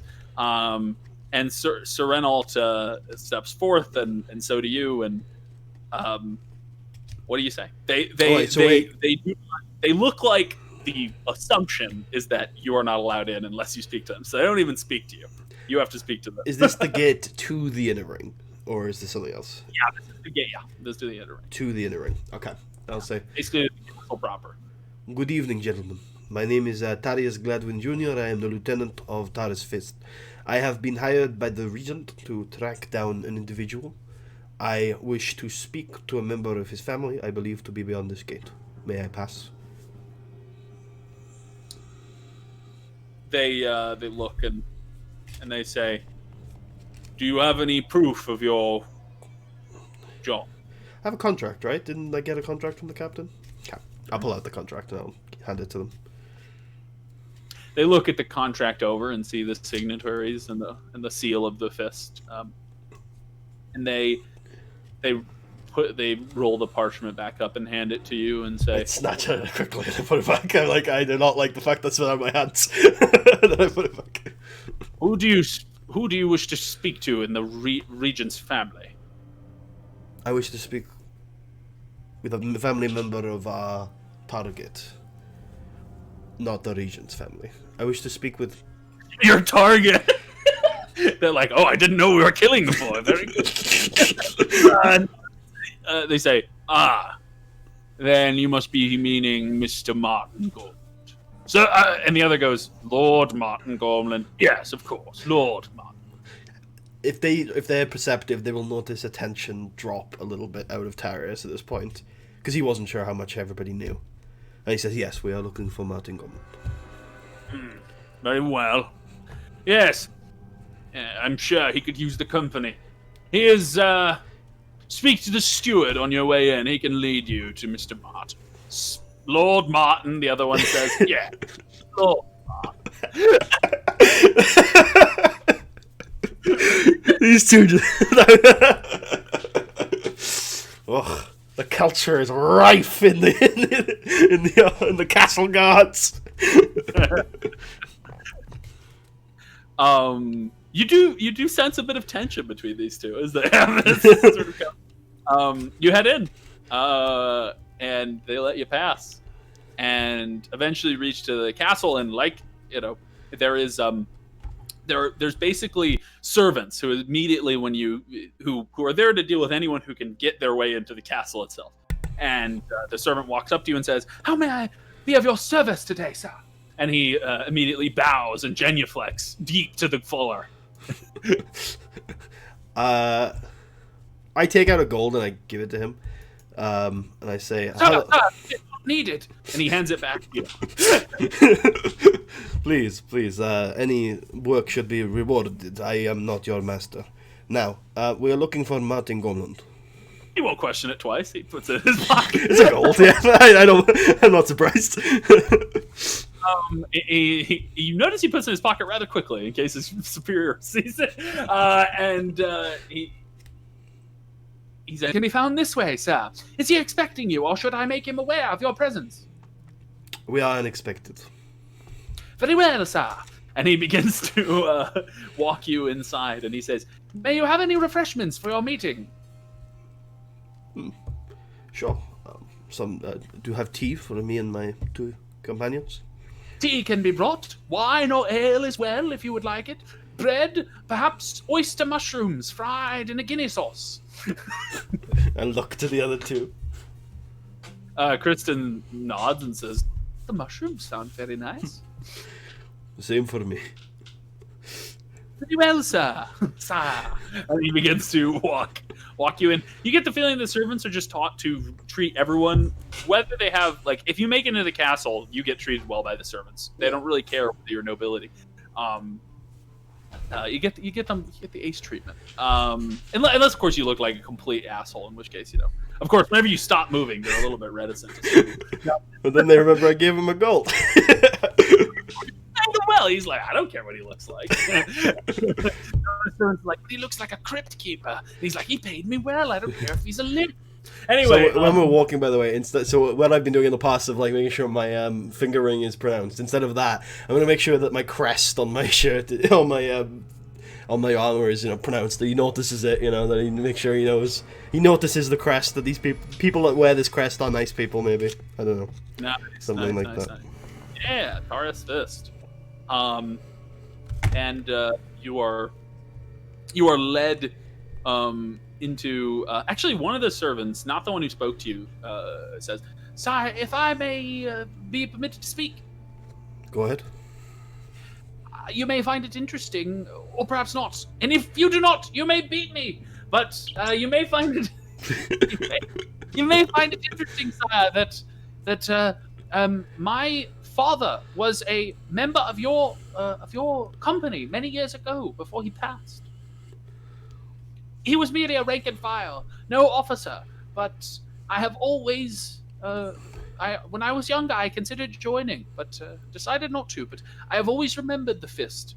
They paid our way in life for many years." That is interesting. Well, we are always looking for new recruits if adventure strikes your feet. Oh, well, I will keep that in mind, sire. And then he goes back to his. They're kind of doing this the entire way. They're kind of like, and so they lead you up a staircase, down a hall, and eventually you find yourself at a little There's this little door, and one of the servant. Two of the servants have gone off clearly to get those refreshments you asked for, and the servant goes on the door, and he says, "Sam Gormland, you have visitors from the organization known as Tarra's Fist." And you hear, "Let them in." The servant opens the door, and you see you get this kind of whiff of kind of like a little bit like he hasn't bathed in a while, and you see Neither have I. Disgusting. Anyway, but you see piles of books stacked in the corners of the room, which is very rare. Books are so expensive in this age that it'd be rare not to put them in a bookshelf to keep them in good condition. But they're just stacked in piles. There's papers on an old writing desk, and several used quills, some of them broken, ink spilled on the ground, and an old bed pushed in the corner, sort of almost an afterthought to this room, of the chaos of this room. And you see that clearly Martin has just put on his like nightgown, and his like, basically just his sleeping clothes, and he just suches up the waist, and he says, "Tarra's Fist, you say?" I walk into the room. Oh, I guess I was already in the room, but I walk towards him and I give a slight bow, and I say, "That is correct. We were hoping to ask you a few questions about the disappearance of your nephew." Oh, wait, no. He was the uncle of the old? He was the uncle of, it would be his great nephew. Great nephew. I say, "We're here to ask you a few questions about the disappearance of your great nephew." Young Peter. Very good. Very good. From what I understand, the regent has paid you to find him. Is that true? Correct. Good. I will do anything I can to help you. The boy means a lot to me. He has, in recent years, been like a son, seeing as I never had one of my own. Were you close to him physically when it happened?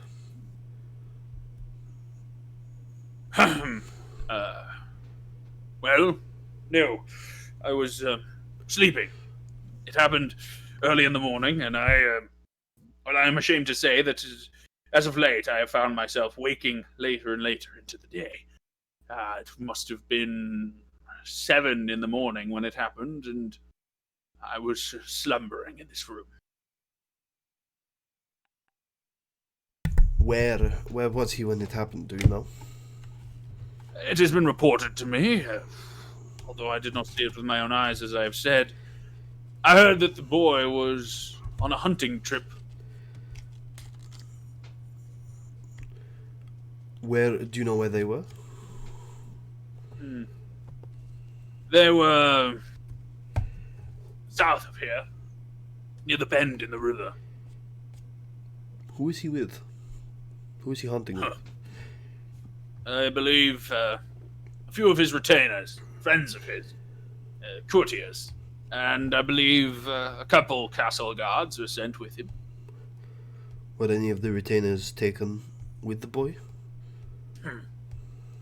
I do not know. The castle guards were slain. They were buried a few days ago. The retainers were not found. They could be dead somewhere or kidnapped. It's hard to say. You said they were hunting to the south of here. Do you know what game they were hunting? The only game that roams in this land is pheasant. Likely that. And rabbit. But hunting rabbit is not becoming of a young baron. Does your family have any enemies? He comes. I love playing characters that have shit in their throat because it makes it so fun. Well, the Baron of Starspire has long considered my family a thorn in their spine. Would they have the resources this far north to orchestrate such a thing? Oh, they could if they wished to, I suppose. Although, how they came in contact with foul goblins, I do not know. They are rare enough. Even hiring orcs would be difficult. But goblins? It is strange. Do you know anything of goblins? Any other times they have troubled the land, Morland? He nods and says, many years ago, before I was born, my father told me of a time when goblins came to his manor, his house to the south of here. It has long since fallen into disrepair. Goblins came to the manor and well, they attacked it. His guards were able to fend them off, but he remembered the encounter because, well, goblins, as you know, are very rare in this land. They seem to be looking for something they never found. They left, were driven off by the guards. They killed a few of the goblins, burned their bodies, from what I heard. This was many years ago, before I was even born. Definitely before you were born. He said, so out of character, he said a manor to the south that is abandoned now, right? Did he say that? Yeah, a manor that belonged to his father. If I were to follow the road south, would I see this manor? Is it within the boundaries of the barony? It is. It's near the border with Westlock Baron, but you could see it. It is probably about 5 miles west of the road that heads to Castle Blue. Okay. All the retainers were missing. All of the castle guard are dead.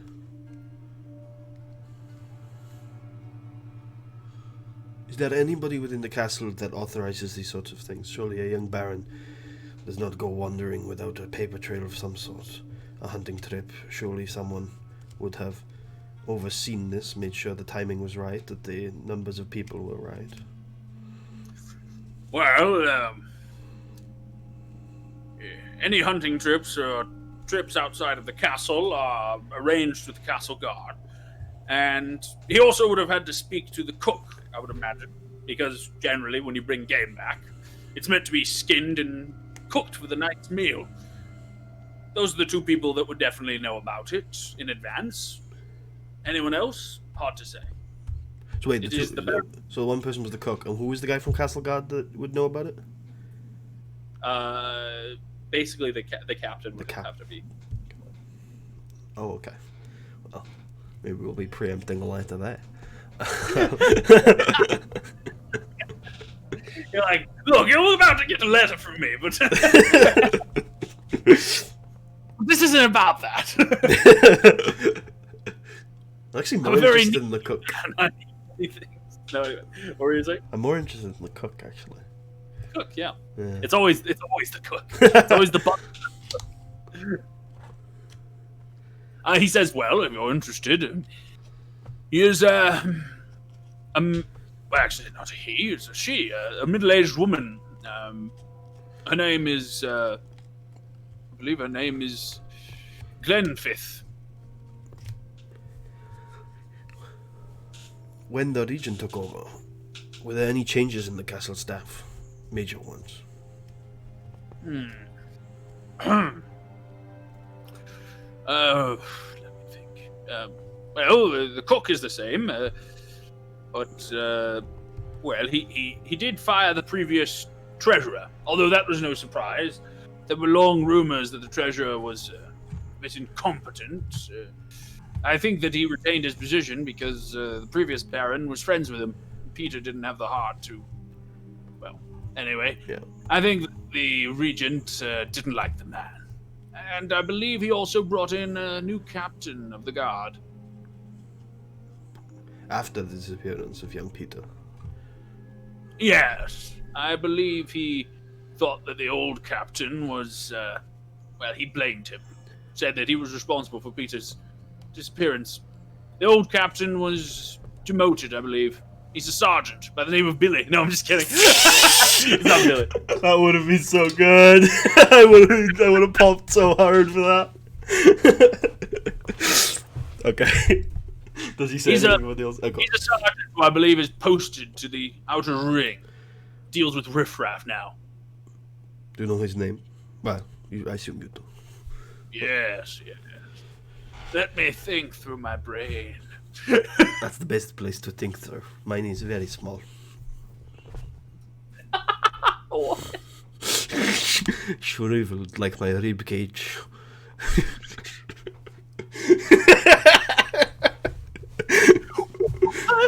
The doctors say my heart is just 75% the size of a normal human of my age. It's too small. You're literally the Grinch. They called me a medical miracle. I do not feel miraculous, friend.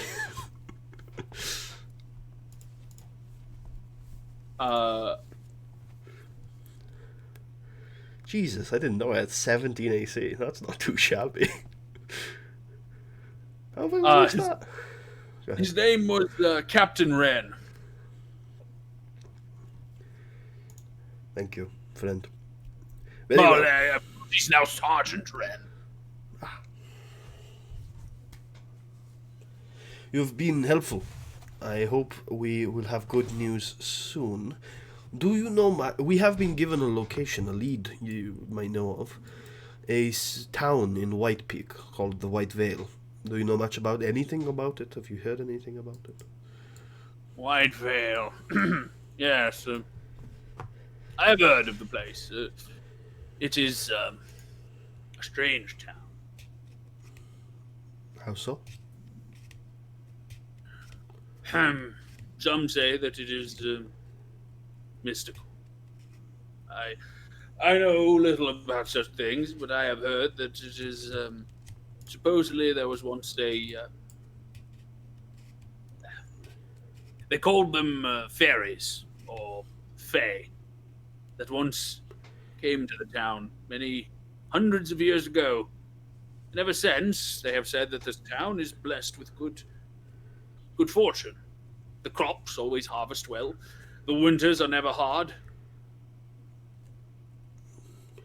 But it is a strange place, and such magic makes me nervous.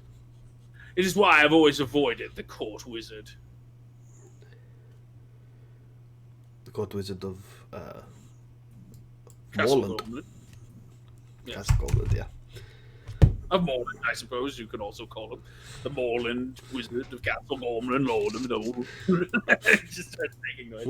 What's on his business card? That is the question.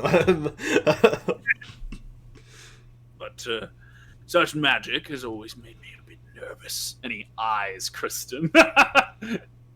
How powerful is the Wizard of Castle Goblin? Oh, I'm not an expert in the arcane. I know that he can, if drawn to it, make a big ball of fire. Oh, okay. Useful. Hold on. I believe he's usually used to investigate any arcane disturbances, and sometimes to perform tricks at parties.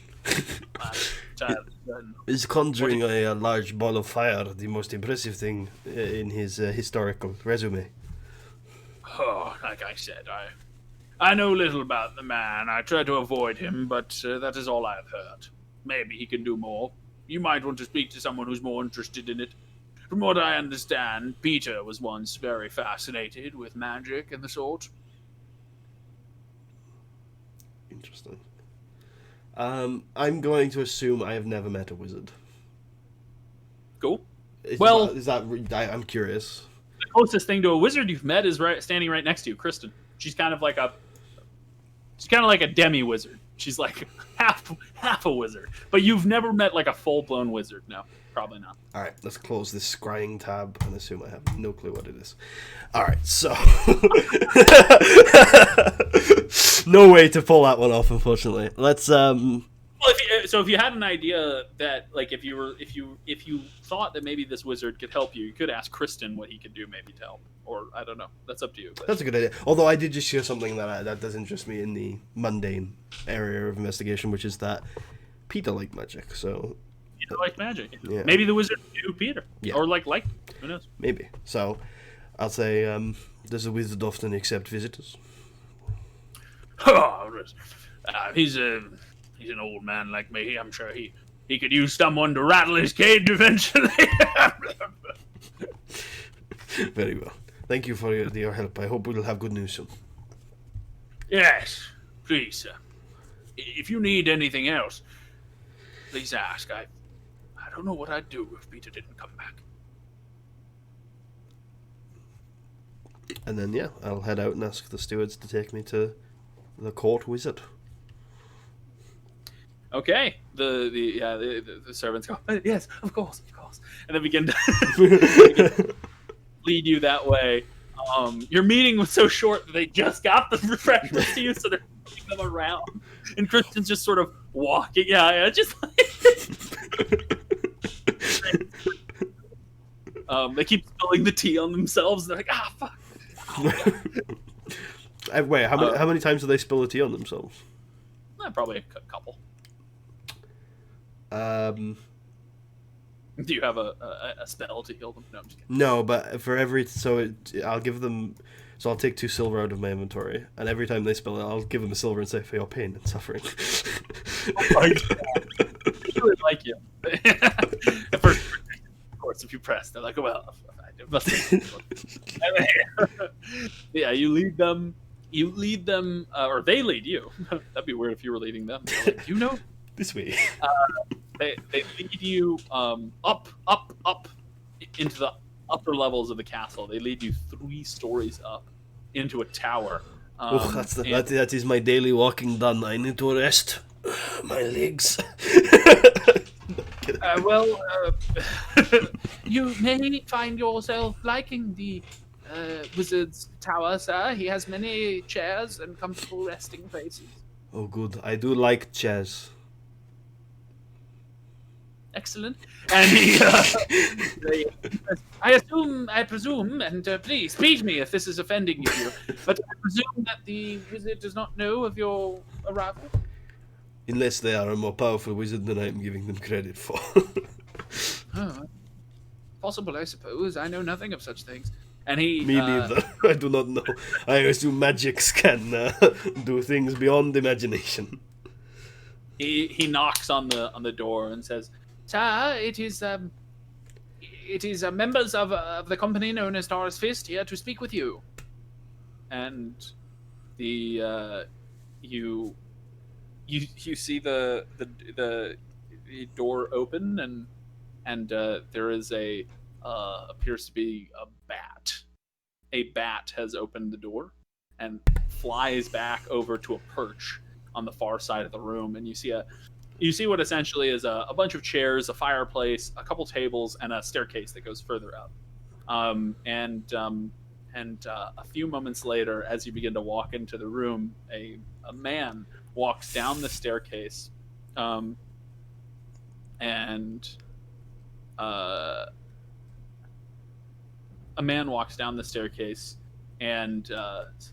sort of looks you, and he's definitely an older man with a big beard, and he fine silk robes, and he says, who are you all? Good evening. I am Tarius Gladwin Jr. I am the lieutenant of Tarra's Fist. These are my companions. This is Kristen McCann and Sir Reynolds, our master of the horse. We are here investigating the disappearance of young Peter Gormland, and we heard that that he was very interested in magics, and I was wondering if you had come to know the boy at all. Well, it is good to meet you. I am Reinhold the Mad. Wait, was that Dama or the Mad? The Mad. The Mad. Was that a self-appointed title, or has it been given to you? I am afraid it is not self-appointed. When I was younger, wished to be known as Jesus on this music. Oh, you turned it up? Oh, jeez. All right, I'm rolling initiative. You've scared me too much. No, it's okay. He says, when I was younger, I wished to be known as the great and terrible, but it seems that my colleagues saw fit to name me the Mad. Well, Mr. Tarius, please sit down. It seems the servants are buckling under the weight of all these treats. Sit them here! And he points at the servant and tells them to sit them down at the table. And he says, go, shoo. And the servants run away. I'll sit down and I'll go, I have been working for at least 15 minutes.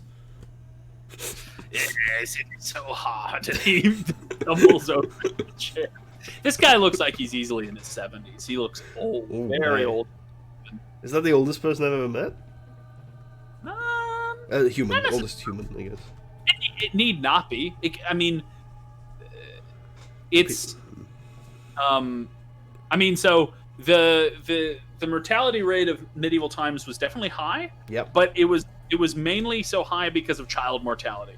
So old people were not as rare as a lot of people think. But obviously they are rarer than now. I would say if you wanted to have, you could have seen someone older than this. But if you didn't hang out in in the town a lot, visiting old people's homes, maybe you haven't seen someone this old before. So wait, there are old people's homes in Mordred? No. Okay. There's homes with that old people. That old people are in. Yes. Okay. It's not like an elderly home. But yeah, he sits down and begins to eat some of the fried oysters, and he says, or fried oyster mushrooms, I should say. And he says, well, so speak your piece, sir. What have you come here to say to me? Well, we were told that young Peter was interested in magics. We were wondering if you had met the child, or come to know him. He loved magic. He came to visit me in my tower on many occasions. I believe he was, when he was young, even younger than now. He wished to believe that he would pick up the gift, but I was afraid to tell him that he was unskilled in the ways of magic. That is a shame. It is something you are born with, then. No, not necessarily. But in the same way that intelligence is something that you can be born with, it is complicated. But he did not have the natural aptitude. He was able to create a puff of smoke once, I believe. That was about it. Perhaps that was more mundane than we'd like to believe. Regardless, do you know anything of his disappearance? Yes, I know that the boy was taken by goblins, from what I hear, and taken to a place near Whitevale. It was very interesting to hear that. I have heard that the magical properties of the forest surrounding Whitevale is quite famous.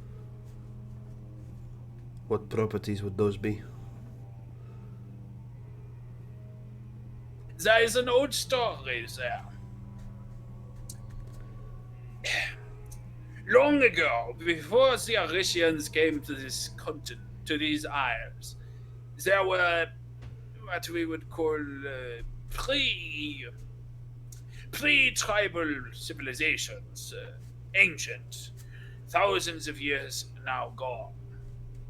But they built things like castles, fortresses that dotted the landscape.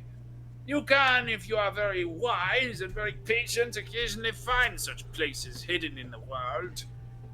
One such place is near Whitevale. It is known now only as the Sunless Citadel. And I have heard that that place is filled with an evil or perhaps good magic. I have heard competing tales. I have heard that it can save a life or take it. But I am not sure on the details, only that deep within the cavernous ruins of such a place, there lies a great and powerful magic. Is there any methods you know of to protect oneself from such magics, or to make exploring such ancient places less dangerous? So you wish to go inside the ruin of the Sunny Citadel?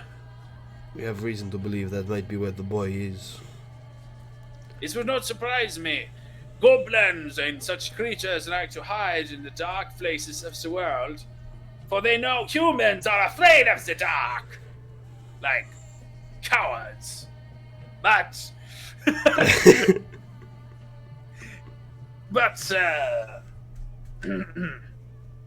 in terms of magic that could be used to protect you...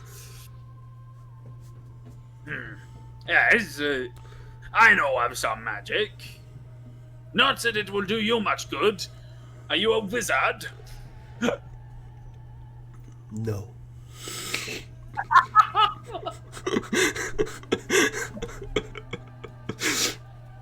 He says, I'm a wizard of the blade. let me look something up. Sure. A quick message from our sponsor. Do we have a sponsor? Crunchyroll. Go to crunchyroll.com/Matsudairo for a free 1-week trial. Get crunched. Oh yeah. Crunchify me, Captain. You know that's the... Are you aware of the cereal brand known as Captain Crunch? Oh, I've heard of it. I don't think it's over here though. Oh yeah, it's their line, or like their slogan is Crunchify. Crunchitize me, Captain. It's super weird. I like it. I'd like to be crunchitized. I know, right? You're like, what's that mean? Horrible things is all I imagine.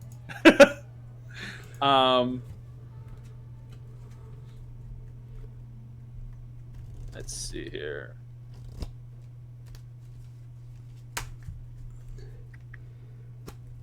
He says,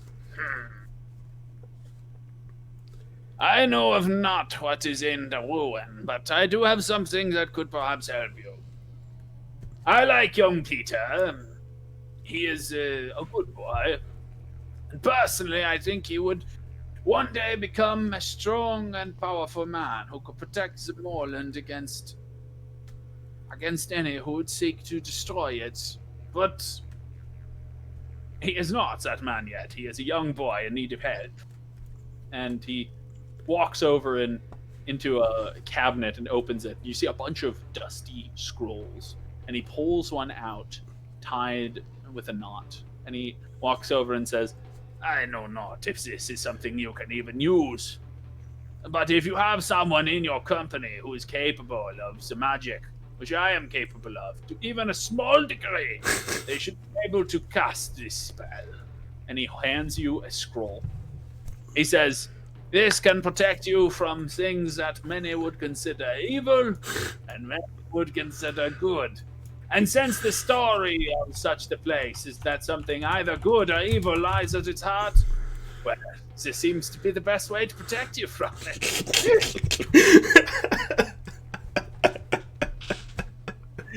He hands you protection from evil and good. Kristen can cast this scroll. Okay. Aberrations, celestials, elementals, fae. Okay, fae. That's, I mean, we've heard there might be some fae. Fae, fiends, and undead. It's a lot. And undead. Yeah, it is a lot, yeah. We had a, I'd played a campaign about 2 weeks, the last 2 weeks, where we were in the Nine Hells, and my paladin had this. Never got to use it, but would have been useful if it did. Nice. Yeah, I was thinking about it because I was like, that'd be a perfect spell for giving you. But I was like, can wizards cast it? And I looked, and they can, so perfect. I always thought it was like more of a cleric spell, but I look to him and I say, "This is very generous of you. Thank you. I will assure that this is used only in pursuit of protecting and saving that boy." Kristen says, and thank you very much, sir. I believe I can use this spell. It is very good to see such fine penmanship from a wizard such as yourself. Does Kristen have a spell book?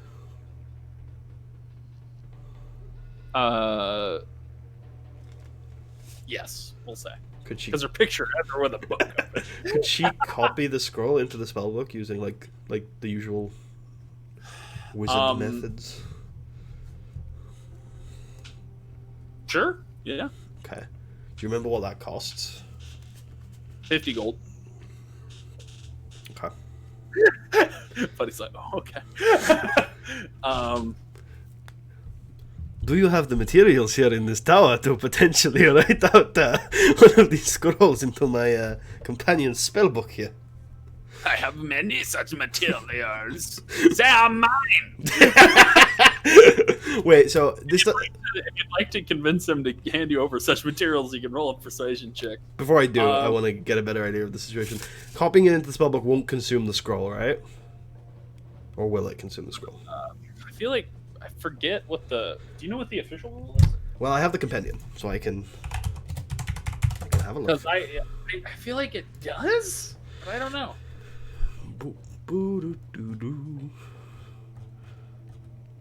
Spellbook. At first level, you have a spellbook. Blah blah blah. Your spellbook. Copying a spell into the book. When you find a wizard spell of first level or higher, you can add it to your spellbook if it is a spell level that you can prepare and you can spare the time to decipher and copying it. Copying the spell into your spellbook involves reproducing the basic form of the spell and then deciphering the unique system of notation used by the wizard who wrote it. You must practice the spell, sounds like you need to use the scroll, and then transcribe it into your spellbook using your own notation. For each level of the spell, the process takes 2 hours and costs 50 gold. The cost represents material components you expend as you experiment with the thing, as well as the inks you need to record it. It doesn't say explicitly, but it says you need to cast the spell. So it sounds like you probably need to use the scroll. I'm going to say you need to use the scroll. Yeah. I also think from a balance perspective that makes sense. If you're gonna get to add it to your spellbook, it makes sense if you have to use up the scroll. So yeah, if you'd like to convince him to hand you the inks needed for this, you'll need to obviously. Well, I don't know if it's obvious, but you'll need to roll a persuasion check and craft an argument. Yeah. Or you could scare the shit out of him, I guess. But he is an old wizard. He is an old wizard. I actually, and Tarius considers this guy probably. You've been told he can create a ball of fire. That's true. And Tarius doesn't know this, but I know that if Tarius succeeds on the saving throw, Tarius dies anyway.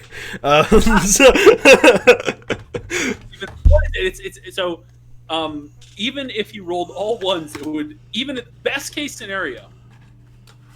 I theoretically, if you rolled 1 on every damage die and you succeeded on the saving throw, you would take 4 damage and you wouldn't go down. That's big.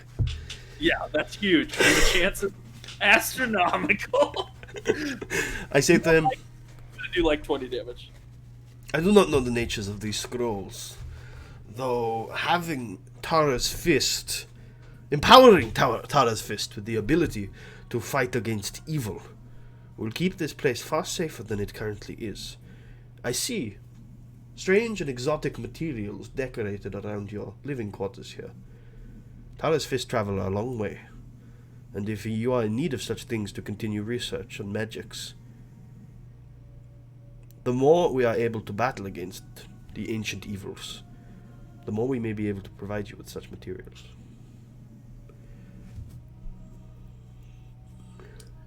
Okay, I'm gonna say you can roll persuasion with advantage. DC 16. Is he from a feudal society? Yep. Good. He's actually not from this society, but he is from a feudal society. Interesting.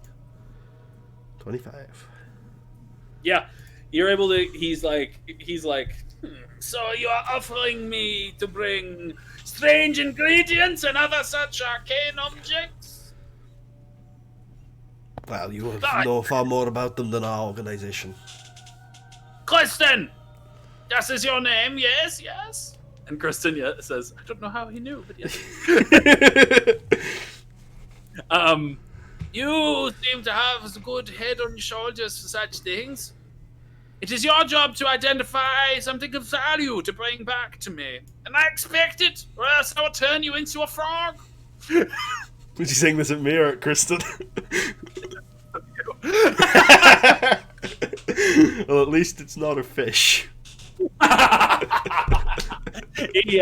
He walks away and he grabs. He might not even be able to turn you into a frog, but if a wizard threatens a peasant or threatens somebody who doesn't know anything about magic, he's gonna turn you into a frog. You probably believe him. He's like, yeah, okay. So he walks away and he brings back basically a bottle of ink, and he says, "Here's some ink fine enough to use to copy into your spell book. Do not fail me." He says, "Do you have any other questions?" And he continues to drink. I think you have been of great use. I will leave Kristen, if it is okay with you, Mad Wizard. If we could leave Kristen, if we could leave Kristen with you here for a few hours while she completes the process, we would like to talk to the castle cook. The castle cook? That woman, she cannot follow directions properly. I tell her I like my steak bloody. She never does. I'll pass on the message, maybe coming from a different perspective. 1,000 times she does not even understand what I say. Sometimes a delicate touch is needed. Yes, perhaps slapping her more lightly. I turn to leave. So you turn to leave. Kristen stays and continues to write, and you hear him return to his. He seems to be almost bipolar. Where he'll go from being like hello, and then so as soon as you leave, he's like, "So Kristen, tell me where you come from." And the rest of you, or you and Renault, that's the rest of you. Renault says, "I do not know what that man was, but I do not feel comfortable around him." I should know when I say, there are people beyond my comprehension also, but some of them they are people like us, they have personalities. Our Ma has a fine heart, whatever it is she speaks to beyond our comprehension. This is true. I try to get out of the kitchen whenever I can. When I stay in too long, she starts speaking to herself, and I don't like it. Me neither.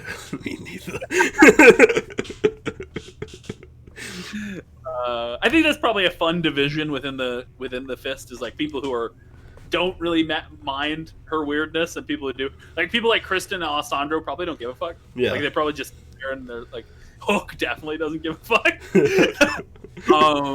Yeah, people like Renault and yourself, they're like, I don't know what's going on there. I do not.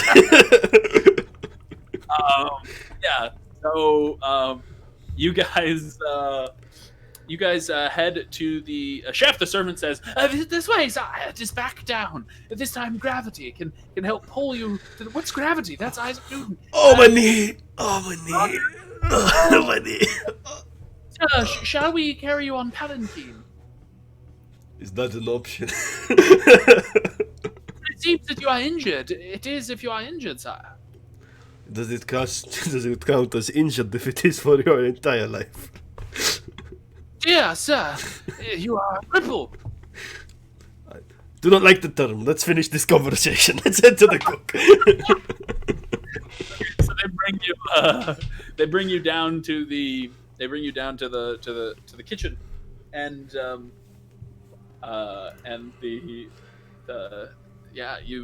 you see a middle-aged woman, a bit stout and hardy looking, as she's a little bit overweight, and she's sort of commanding people in the kitchen. It's getting around, by the time you guys are here, it's getting around dinner time, and it's getting close to there. So she's sort of shouting at not shouting, but like very direct and pointed at servants in the kitchens.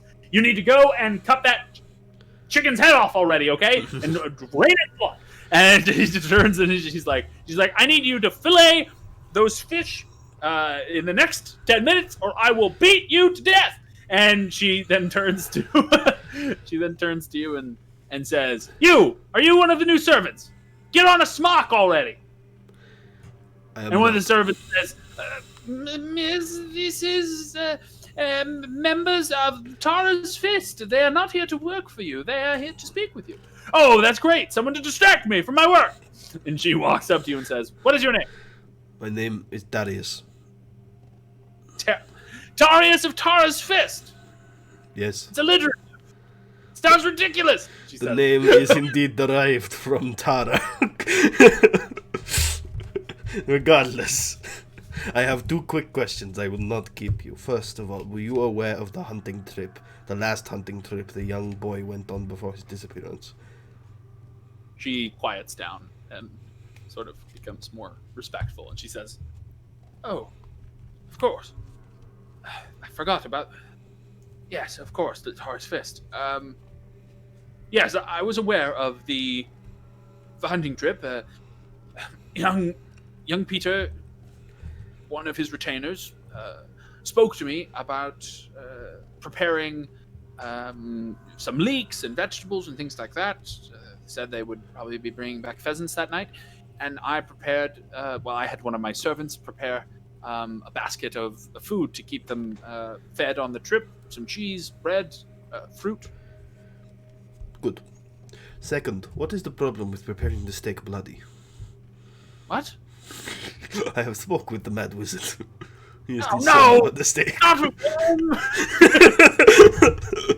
It's terrible! Look, I continue to make his steak as bloody as is possible. He wants it to be almost raw. I keep telling him it will kill him eventually at his age to eat steak so raw. He does not listen. He has no wisdom for his own body health. And I see, and if he did eventually die from the food, who would get to blame? You. I get it, I understand. What about... Precisely. Yes, everyone asks me to keep them safe and keep them from being poisoned, and then they want me to poison them. What about trying to cook the steak in wine and coming up with some sort of wine sauce in order to give the impression of blood?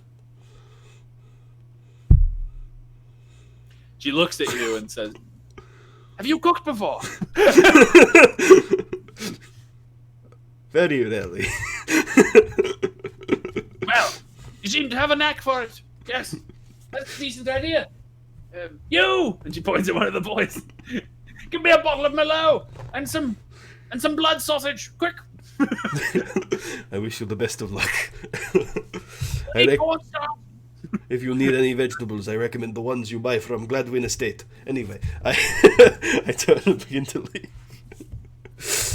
Okay, yeah, you turn to leave, and we're gonna try and because I assume it's gonna be within the 2 hours. We're not gonna get Kristen. We're gonna let her meet back up with us, and instead we're gonna go straight to the captain. I've forgotten his name. The captain who used to. No, sorry, the sergeant that used to be the captain. The sergeant that used to be the captain. Okay, you're gonna meet back up with. You're gonna meet back up with Kristen, or later. We're gonna because I assume that's. You don't come back to Kristen yet. Yeah, no, that didn't take 2 hours. So you and Sir Renault head because she knows to meet at the gate because she was there when we told the other guys, right? Yeah. Yeah. So you head to meet with Sir Renault. They're not. You head to the lower. You were told that the former captain is now working in the lower, in the outer ring. Yeah. You get there. You see guards.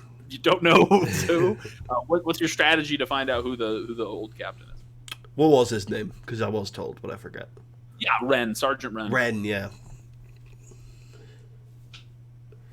Yeah, I think I'll just ask. I'll say, hello, my name is Tarius. I'm looking for Sergeant Wren.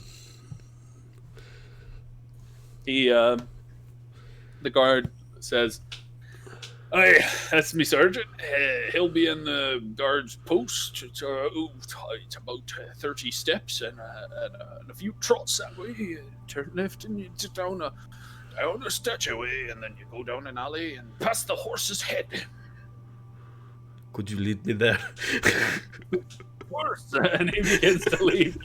He begins to lead you down the street, and a few steps and a few trots that way, and then down an alleyway and back to the right, and then you pass a pub called the Horse's Head, and you actually see several of your horses in it. It appears to be the tavern that the rank and file has gone to, and he sees you through the window, and he's like, "Hey!" And then you go past there, and you find yourself in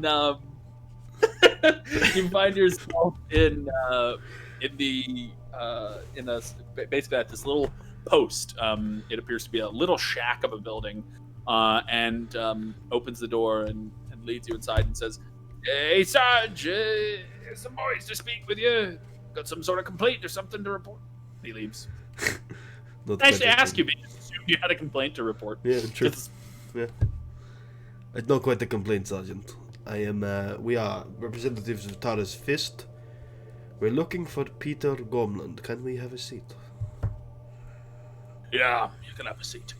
Yeah. Okay, I sit. Peter! Young Peter.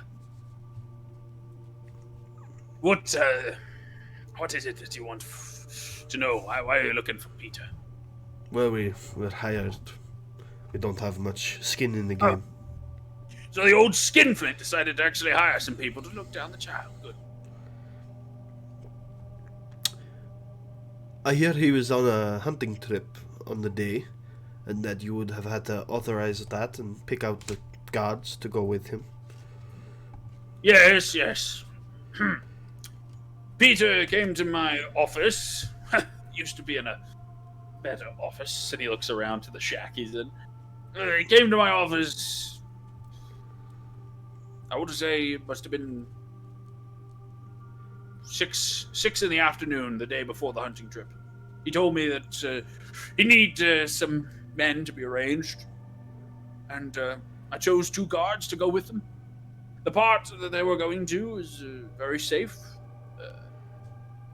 so I sent 2 guards, and I have been told that because of my conservative measure, boy might be taken or even dead. I regret it to this day not sending more troops with him. But the problem is, if you send more than 2 guards on a hunting trip, they can scare off the game. I didn't know what to do, but it seems that I was a fool. I'm sure if you had sent more guards, and the boy had not been able to do what he wished, that he would have blamed you also. Although I, of course, imagine you see that as a better alternative. Regardless, damned if you do, damned if you don't. Well, perhaps also if I sent more guards, it would have just meant more of my men would have died to those throat rippers. Was there anything strange about this hunting trip? Anything different? Anything off?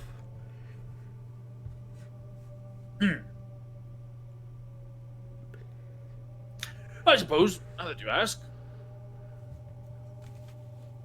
It was on a rag day. Thought that was strange. Why is that strange?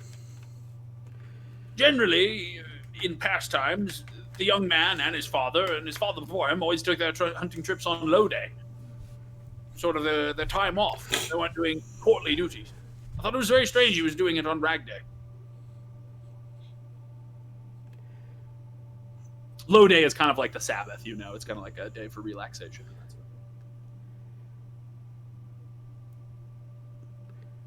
How consistent was the choice of day in the past? I was low day every day, as far as I can remember. I suppose, a decade or so ago. This was when I wasn't the captain, but I was a guard in the castle.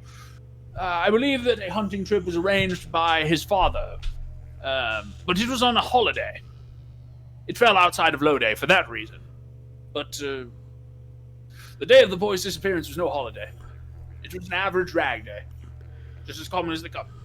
And there was no other reason you can think of to move the day? Well, I suppose at the time I didn't think anything of it because, young sirs, they get what they want. Sometimes they have strange fancies. True. But I can't think of a practical reason to put it on rag day. not a reason outside of the fantasies of a young boy. Perhaps, hunters don't hunt on... Actual professional hunters don't hunt on low day. It's their job. Perhaps the boy wanted to think of himself as a real hunter. Had he spoken to anybody of that profession in recent weeks? No, I always got the feeling from him that he wanted to be more like his father. He was never very good at hunting. And, if you want to be a noble of Hallstatt, you have to be good at hunting. It is, from what I understand, how they've always distinguished themselves from the Pomfrey Orisians. You know, perhaps because of your Orisian blood, that Orisians hate hunting and think it is weird that nobility would spend their time slaughtering wild animals in the fields. But the nobility of Hallstatt, it's kind of how they distinguish themselves as like manly men and manly women and like just. I think my family probably would have been like modeled themselves a little bit on the Arisian royalty. It helps the agriculture, but they probably do a little bit of hunting to keep up appearances for the peasants and stuff. Maybe occasionally in front of the peasants you go, "Oh look, I'm going hunting," and then you go to the Anyway, but so he says, I believe he always wanted to be like his father in that way. His father was a fantastic, magnificent hunter. You should have seen him. Back when there were stags in this land, he would chase them down on horseback, on his own, no one else. He'd spear them with a spear. Throw it from 20 yards out. I've never seen anything like it. How far away is that in feet? 20 yards? It's probably about 3 hectares. No. 60 feet. Ooh. Spear a stag from 60 feet out with a spear. That's in the disadvantage range. He must have been good. Yeah. Or had some sort of feature. You got to keep in mind NPCs aren't always going to follow the strict, rules that you do. But I think that they might have a feature or an ability. But I also think that it could also be a tall tail. Yeah. Well, it could be a tail. It's not like someone had measuring tape on the day. So it was someone eyeballing it and saying, and maybe it was the 10 guy's feet. like, So who knows? They used visual editing techniques. They painted the horse and the spear. They painted the game, and then they put the canvas in the middle. He says his father was the best hunter I've ever known. Not just for a noble, hunter in general. Then again, I don't know many hunters. Anyway, his son, I think, always wanted to live up to it, but I don't think it was in his heart. He just did it for appearances, that sort of thing. But no, I don't think he enjoyed hunting as a hobby. How did his father die? Oh, blessed be his name. He fell. He fell in battle. Against? Well, this was 4 or so years ago, during the Haelish War. So you know that, I don't know if you know. Sheltered noble kid at the time up in the north coast. What? I would have been a sheltered noble kid at the time up in the north coast. Yeah. Roll a history check then to see if your shelteredness sheltered you properly. I did. It'd be a 3, yeah, because I accidentally rolled an advantage. So he says, looking at you and seeing that you don't really know what he's talking about, he says, well, 4 years ago, actually, the start of the war was 7 years ago. We had a war with Hayland, the island to the west of here, you know the place. Anyway, it was a war for land. I believe that the King of Hallstatt saw himself as the ruler of Hayland, fancied himself claiming their land. It didn't go over so well for the king. And we lost. The Baron of Moreland fought in the war, and he led a battalion of troops in one of the pitched battles. Died, what I hear. He's a good man, a brave man. Only brave nobility die in battle. It's the cowards who fight from the back.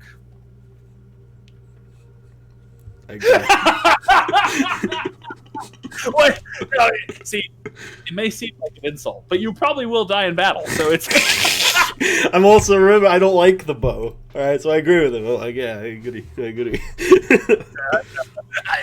Anyone who fights with a bow is a coward. Well, if a nobility was genuinely like fighting with a bow, he might not think they're a coward. But he's more referring to the nobility who just sits in the back and yells orders at their troops and doesn't actually get into the. It'd be one thing if the nobility was like, "I'm the best archer in the world, and goddamn it, I'm going to stand with the archer battalion."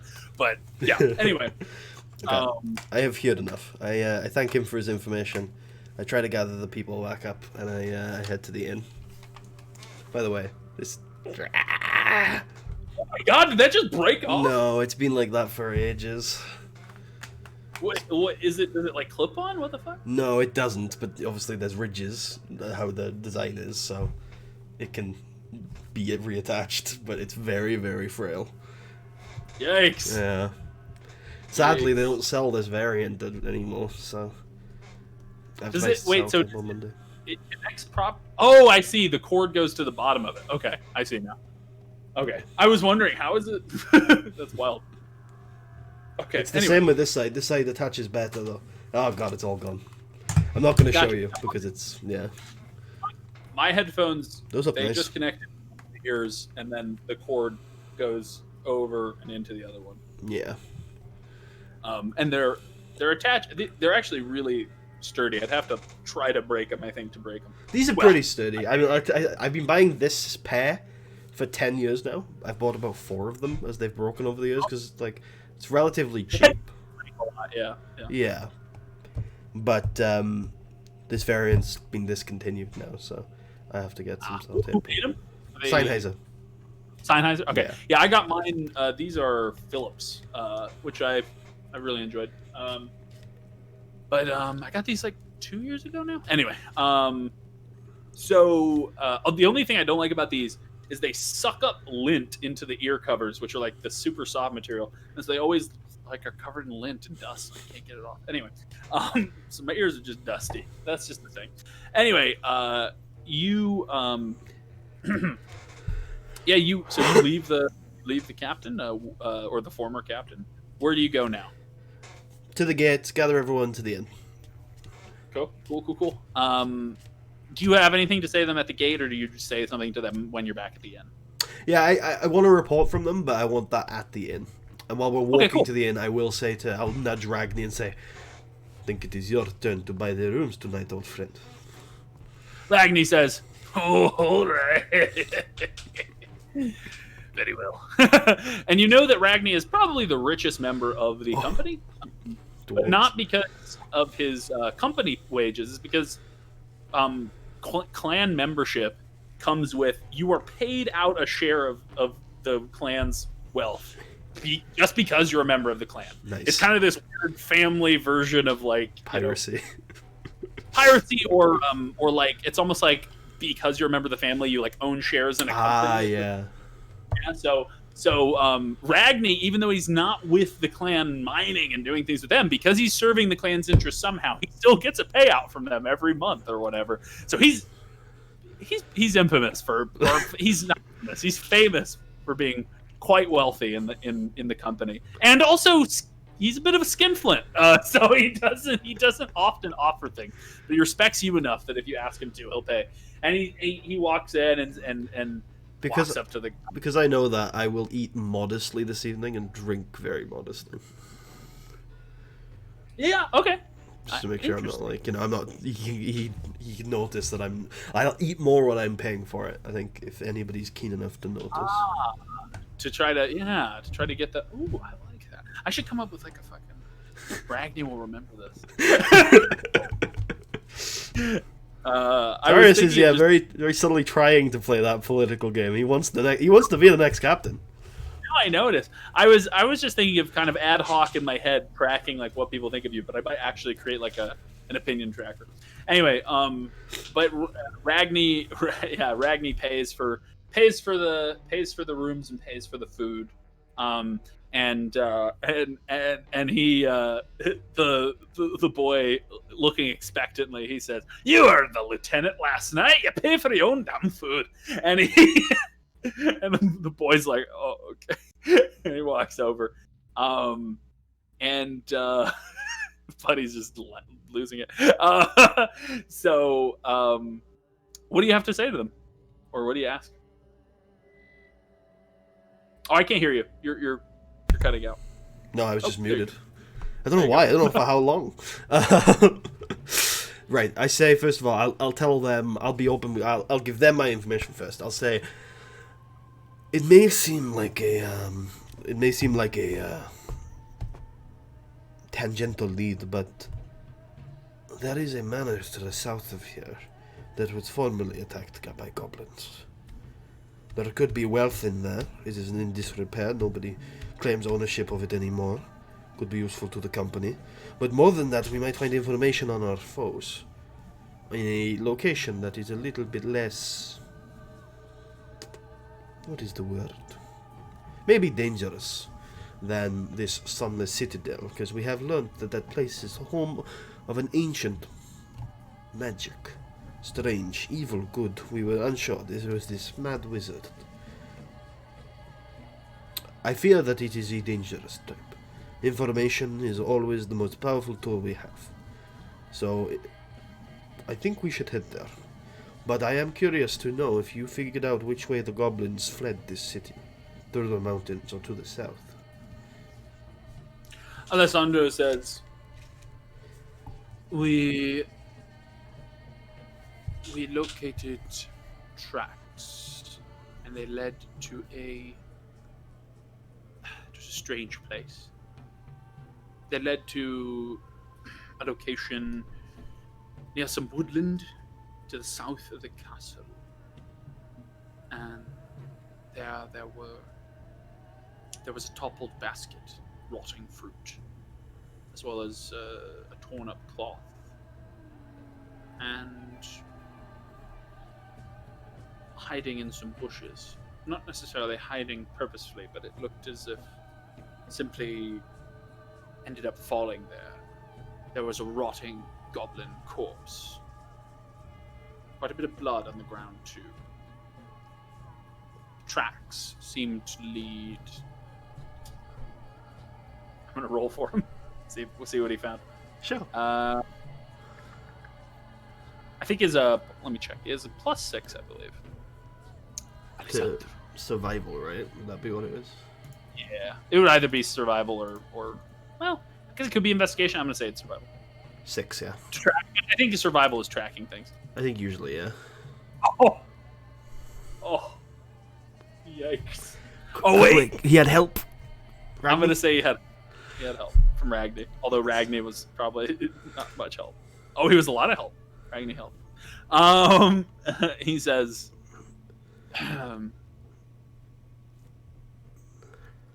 it is. I was not able to find exactly where they went to, but I do have another location we could look for more tracks. I believe if they went into the mountains, the goblins would not be able to easily ford this White River. I think that they would make for... They would not dare move on the bridge. It would be well guarded. So I think they would make for a clearing or a place in the river where it is lower, easier to cross. If we were to speak to people who know of the region and who know of any crossings on the river, that would be a place where we could find definitive tracks. If we found tracks near that part of the river, it would mean the goblins went north. If not, it would mean the goblins went south. Is that enough time this evening for you to try and speak to those people, Alessandro? There could be. I would be back later, though. Make haste. This is important. Go. Alessandro gets up dramatically and walks away. Okay. What do the rest of you feel about investigating this manor to the south? Well, sounds interesting, I suppose. Well, is this Ragni or Reynold? I can't quite tell. Ragni says, "What do you think is going to be there?"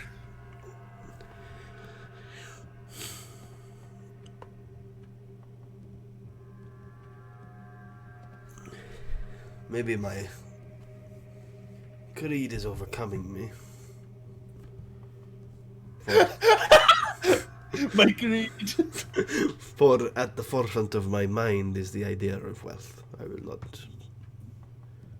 will not conceal that. I'm not one to stifle an opportunity for business. And I think Kristen says,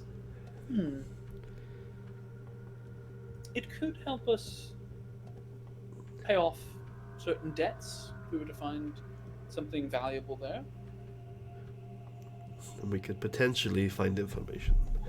If the Would gob... this Go ahead. be strictly for personal reimbursement, Lieutenant? She's basically asking, do you mean for this wealth to go to the company, or do you mean this to fill your own pockets? Oh, no. Okay. Yeah. I say, no, this is a part of the job we are on. The wealth would go to the company. Of course, we might find equipment that is useful in the short term. I'm interested to see on if they did fight against the goblins, how perhaps there is weaponry that, or perhaps there are tactics we can find goblin bones in particular, formations, orders. Perhaps we can find barricades they set up. Perhaps, I don't know. Lots of information, maybe. Any battle site usually has scars. But yes, this is a manor of a wealthy family, and gold or valuable items should go to the company, of course. We all have a share. Very well.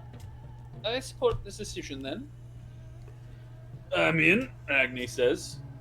And Sir Renault says, well, I suppose traipsing through the bones of an old family is a little bit beneath us, but then again, is it really?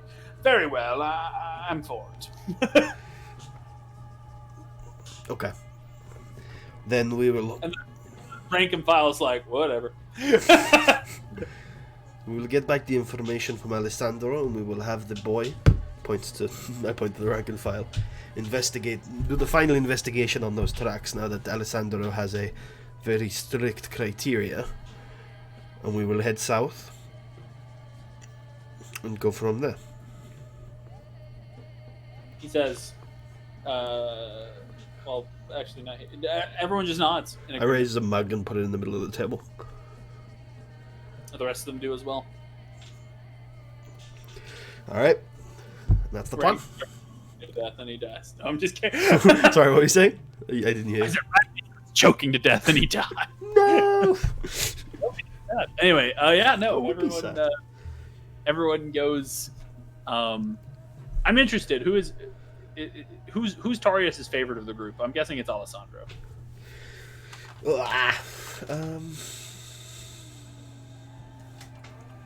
I'm thinking, so I can reattach this while I'm thinking.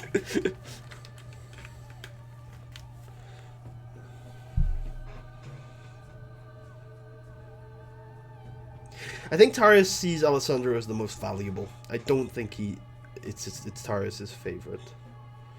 Personally speaking. Yeah, I don't think Tarius has a favorite yet. He's very transactional. So it'll be very much dependent on who proves themselves most useful over time. And I guess so far it has been Alessandro. So I guess for now it's Alessandro. Though there's a clash of personalities there. I think Tarius isn't quite as pessimistic as he perceives Alessandro to be. And Tarius has a lot more... oh, I think I may have lost Marshall. Can you still hear me? No. I think Marshall has lagged out. Uh-oh. Unless it's me. No, I don't think it's me.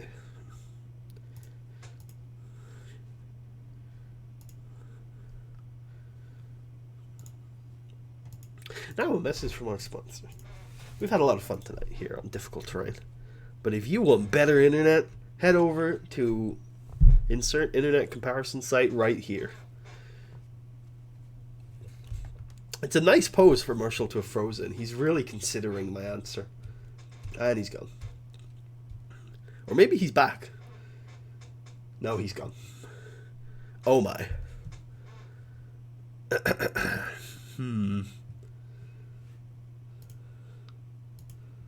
Oh, he's typing. Computer crashed. Wow. Well, I was expecting it to be the internet. That's anything. But, yeah, whatever. I'll talk to him when he comes back. Give him the okay hand to know that he, I read it. Oh, you can't even see me on this one anymore. What? Really? What happened to my webcam over here? What happened? That's so weird. Oh, I remember.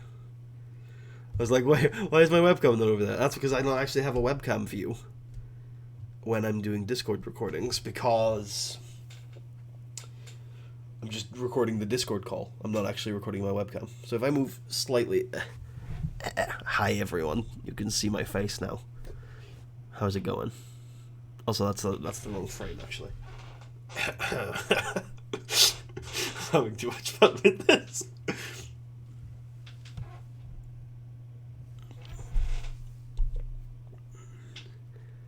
Yeah, hopefully Marshall will be back soon. He's just restarting his computer. Hopefully. I don't know how good Marshall's PC is these days. He seems to crash a lot. And he's taking a while to get back on. Maybe he has to reset up the hotspot and shit. I don't know. I'm gonna jump over here even though you can't really see anything, because I just want to make sure you're not... No, I'm gonna do some browsing here.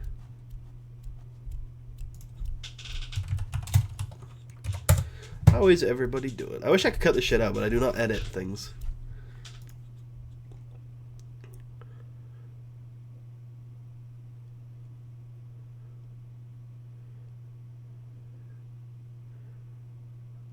Actually, that's a good point. I could check on... that might cause some copyright issues if I check on some music and then go to break. But I think we should probably go to break. So, I'm going to drop off the cameras here. And put up like a... We'll be right back. On break. On... Oh.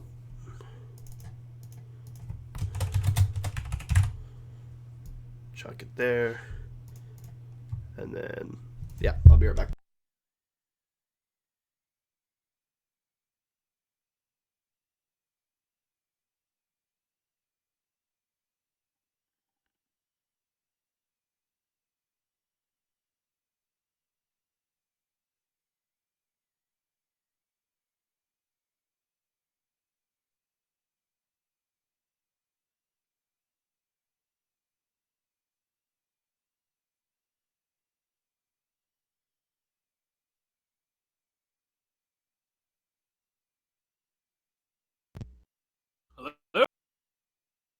Hello?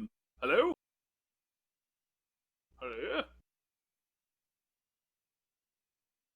Can you hear me?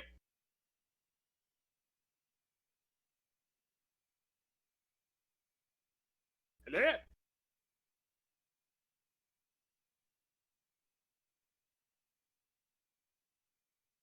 Hello?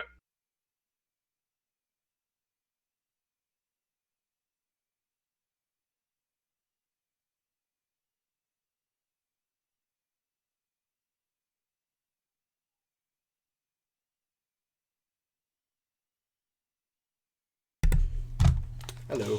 Oh, hello there. Oh, sorry about that. Okay. Let's try to get back in. Hold on, yeah, I got a couple of things to take off here, because broke again. Yeah. But also I need to turn the cameras back on. Oh, okay, cool. All right, so I don't know how much you heard. What was the last thing you were saying? How your personality clashes with all of them? Oh, interesting. You okay? I noticed you were gone pretty quickly. Then that's good. Yeah. So I think Alessandro is perhaps even more pessimistic, or at least that's how Tarius views him, than Tarius. And Tarius definitely has like a very insular worldview. We talked about this last time, whereas Alessandro's is a lot more wider. And Tarius values where you. Tarius values where you grew up, I guess, where you started, and it seems like Alessandro kind of rejected all of that. So I think there is like a personality clash there, but at the moment Tarius sees how valuable and useful he is, and it might be a clash between. It might be a clash between personalities, but it might also just be a clash between information, right? Like, Tarius doesn't have the information Alessandro does on his people or what happened to him, and Alessandro doesn't have sort of the knowledge of what it was like to grow up in, Tarius's household. So it might also just be kind of like you guys have completely different perspectives on it, and that's just But anyway, I think I think that Alessandro hates you and will kill you. No, I'm just kidding. He's very loyal. But you... That is something Tarius thinks. Oh yeah, okay. I thought you were froze for a second there. That is something Tarius thinks that Alessandro is loyal, and he values that. So you guys are then going to wait for Alessandro to get back then? Yeah. Okay, cool. You guys drink, tell some stories, have a good time. A merry old time. And unless you have anything specific you wanted to address during that, nope. We can just skip to one. So Alessandro, 2 hours later, 2.5 hours later, it's starting to get very late, gets back. He comes in through the door. He says,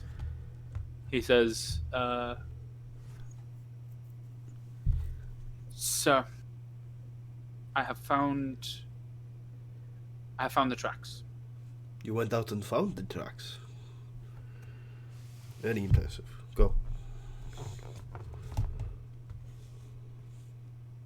It seems that the tracks led north through the mountains. Okay. Impossible, Ragni says. How did my stupid fuck-ass of a brother let goblins through the pass of Clan Grim? When we go to visit him, I'm gonna bash him across the ears. Very well. I was trying to think of a way of maybe de-escalating, but you know what? I think that... no, I think I have to follow through now. So I say, very well. I think we will investigate the manor tomorrow. Hopefully that will be a one-day affair. Yeah, it'd be... How long would it be to get from Castle Gomlin to the border? The border? As in where the southern border. No, because I don't know. I don't think I would know that, but I think just by road.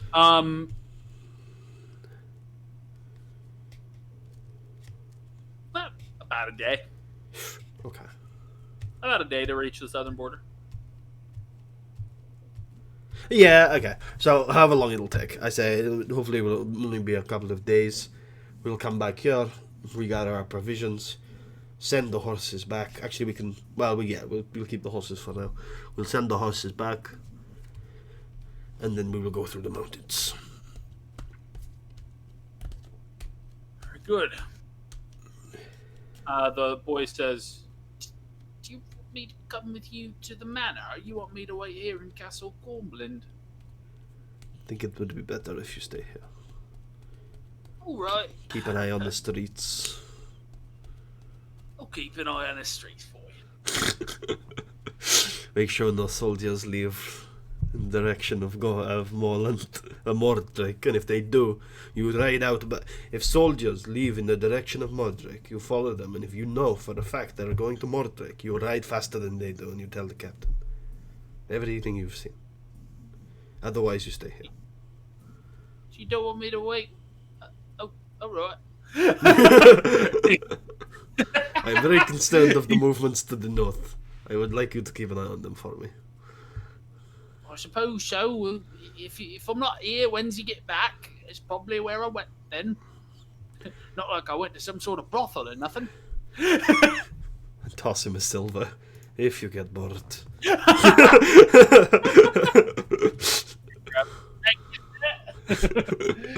This guy became a little more cockney in the. I like it. I approve. So the rest of you guys, you're gonna you guys are gonna go to bed presumably and head out tomorrow morning. First light. Correct. First light. Very well then. I think with you going to bed, staying once more at the tavern, your bill has been paid by the generous benefactor Ragni Afgrim, and he is he knowing that you need it to physically be able to move. He does also pay for your breakfast the next morning. Oh, I mention if I notice it, or otherwise I'll say I'll express gratitude in the morning, or whenever Nice. whenever I notice it, I'll express gratitude. Yeah. He's like, when I say a skinflint, Yeah. it's not. He's not literally like like a what's the word? Scrooge.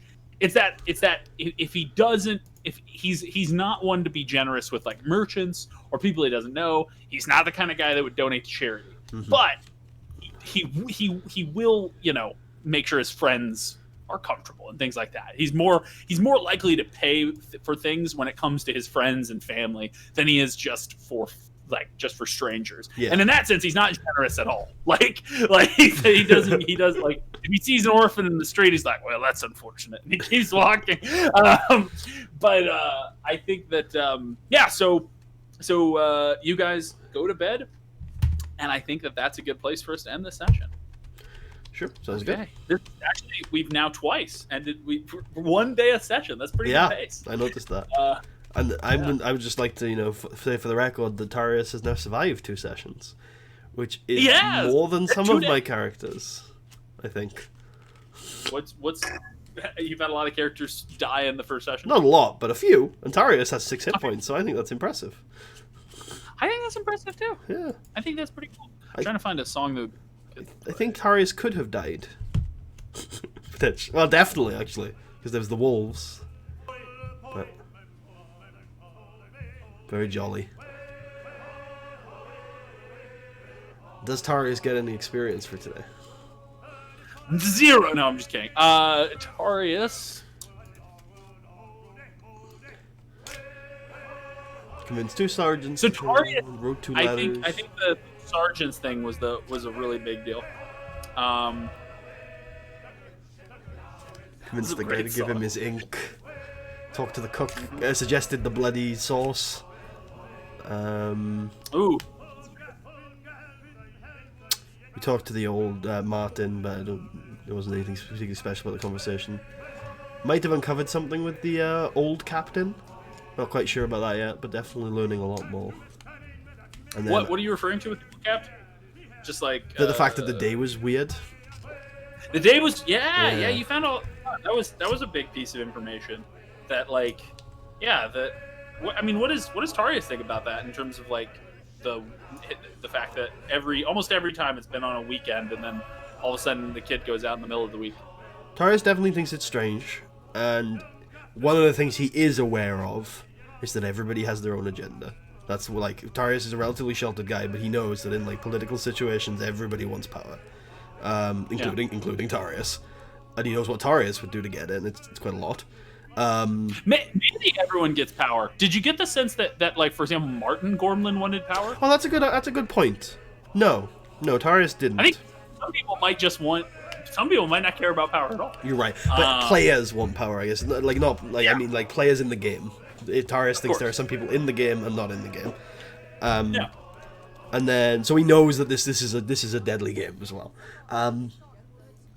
But he thinks something's strange, but he immediately is like, okay, we need to go and find the boy first, because if anything is weird here, then he doesn't like.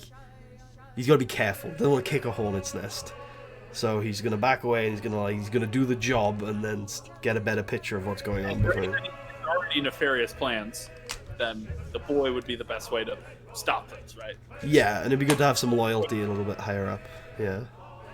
Yeah, you'd be able to. Yeah, I mean, if you're the one to restore the Baron to his throne, the Baron might like you a lot.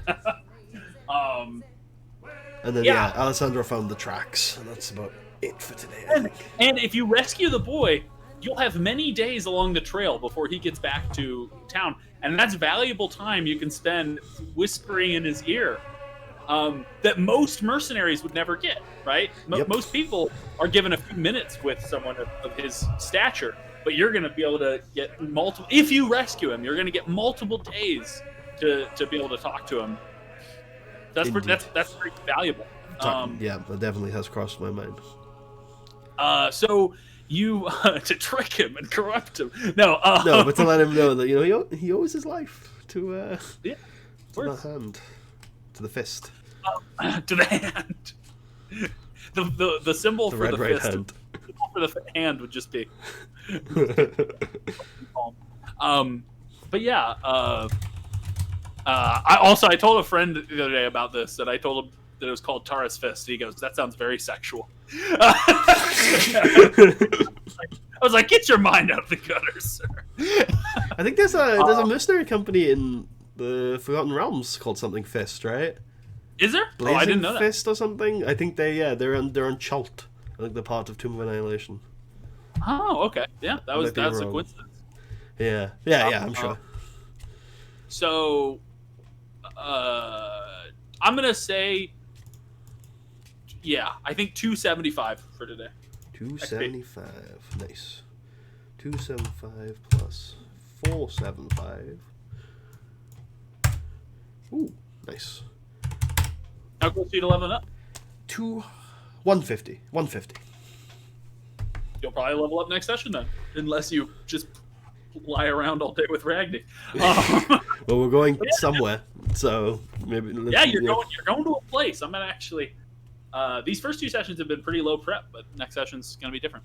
Cool. Yeah, you're going to a manor. That's pretty exciting. And if we survive that, we'll head up to Clan Grim. Yeah, where you'll be hailed as conquerors. No, but yeah, I think. And Ragni is apparently gonna start a blood feud with his brother. Well, it didn't sound to me to be that bad. But yeah, no. Next part should be interesting. It'll be interesting to see if you do run into any trouble, if you'll be able to survive it. Good luck. Thank you, friend. Yep. Good luck. I love how the guy was like, his whole job here is to watch the horses. Then you're like, but if you see this, you fucking abandon us. He's like, oh. Well, I think he's kind of our herald, because we didn't bring the herald. I don't know if I'm aware of. I think that's about right. Good. Yeah, he's helping us along, and I know I didn't want to take him anywhere important because I know I'm supposed to have a 4-party limit. Well, and then of course, I mean, in terms of Aethelswith, or not Aethelswith, the Hornblower. In terms of Rickamere.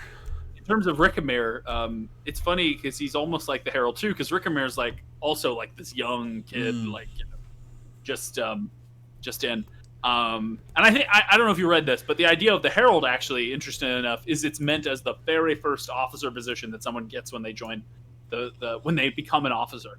You probably were the herald at one point, and then maybe actually this is something for you if you want to think about how you climbed to where you were, because it's unlikely you just became very unlikely you were just appointed lieutenant. But what likely happened is you probably served in the rank and file for just enough to get some experience, but then because of your sort of how respected you were, you probably got position, or how respected your family was, you probably got herald pretty early on, and then from there you could have become sergeant or treasurer, or depending on what your aptitudes were. I have a good idea: herald, quartermaster, lieutenant, and then Hook replaced me. Yeah. Ooh, I like that. Maybe you even recommended Hook to the captain. Maybe you met her somehow and thought she'd make a good quartermaster. Well, I guess you wouldn't have. She would have been a rank and file, so you would have known her as a rank and file. You would have been like, "Whoa, that girl." She wouldn't take any shit in the quartermaster's office. I can tell you that for a fact. Yeah, and you took lots of shit in the quartermaster. And look, if anybody doesn't bring anything back, she can find them like I can. I like to think actually you one of the things maybe you didn't get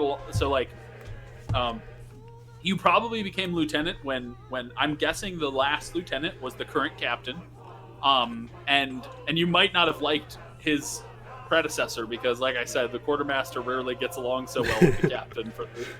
So who knows? That's up to you. But I like the idea of it, like the dynamic switching somehow, but I don't know how exactly that would work. Like Hook and the current captain being like a very different dynamic to me and the current captain, but I'd have to think more about that. But yeah. Well, and if you become the captain, you could always try to have a different dynamic with Hook, right? Or promote Hook to lieutenant and have a new quartermaster. That's true. And just because that's true.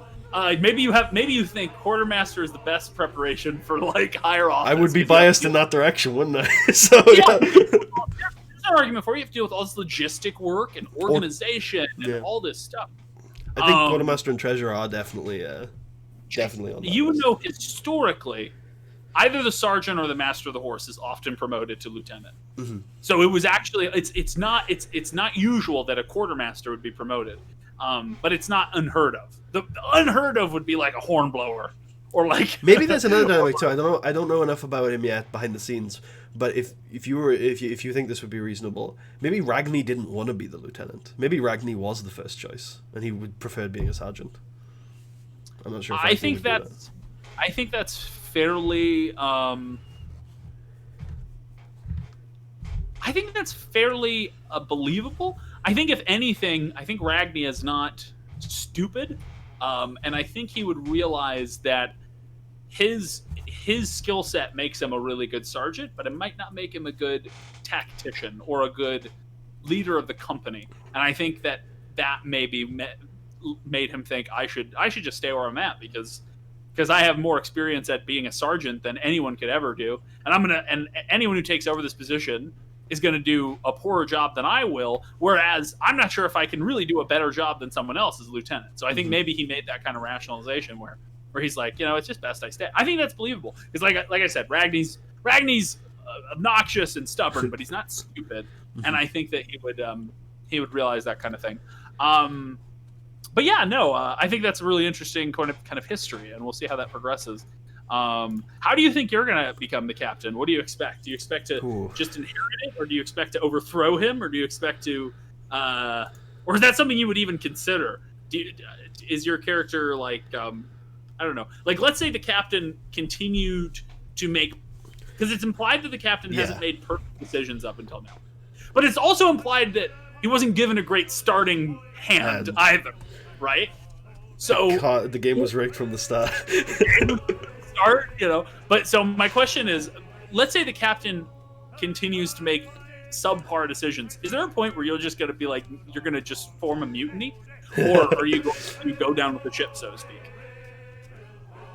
It's a good question. I don't think Tarius knows exactly. I think at the heart of Tarius is like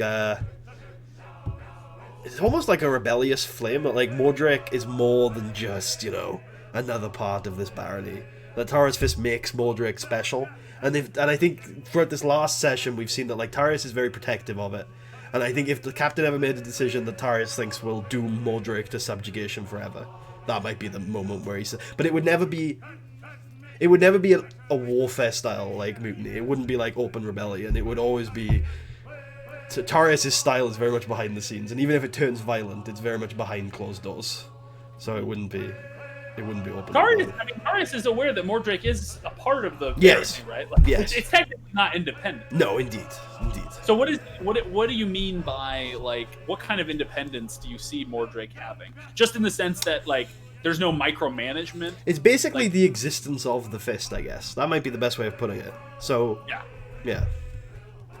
So as long as the Fist exists, Mordrake can exercise its own and power. And the Fist is independent. Yeah, I guess that's a point too.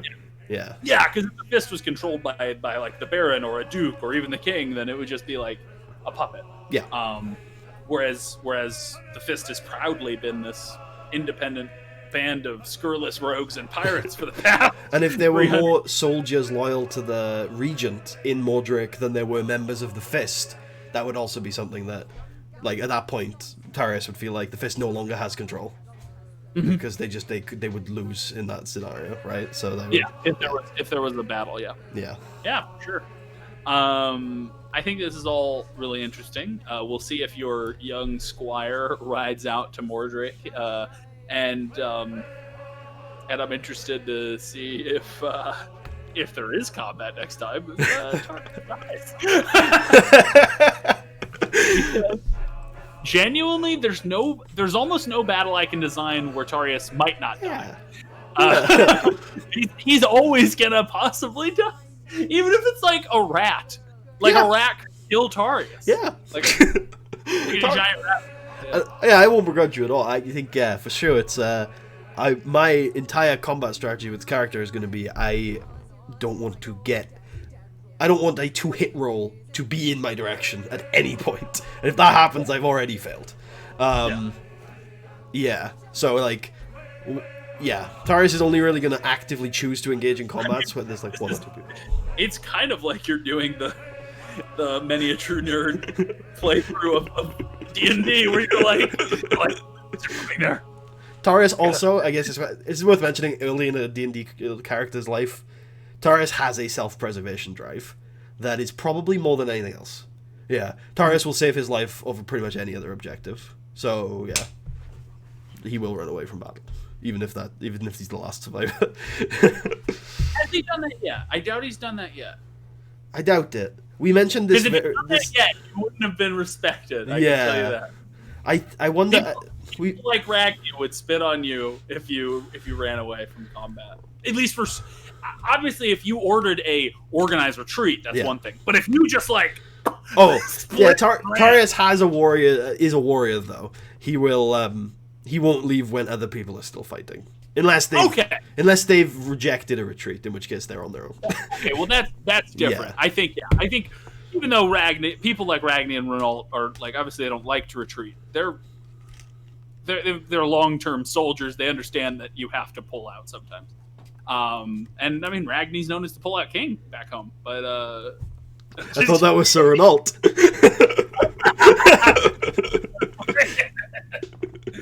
Oh, that's good. I forgot about his back. Anyway. All right, I think that's a good place to leave. Why don't you do the outro if you want to pimp your shit? What? Oh yeah. Promote your stuff. As normal, check out Two Goblins. And I hope you guys enjoyed this episode of Difficult Terrain, Tarra's Fist. I think I'm trying to think of what would be a good title for this episode. Maybe like Castle Gormland was heavily like implied. Bloody Steak, the Mad Wizard. I like Bloody Steak. I like that. I think that's funny. So I hope you guys enjoyed episode 2 of Tarra's Fist, the Bloody Steak. We'll see you guys next time.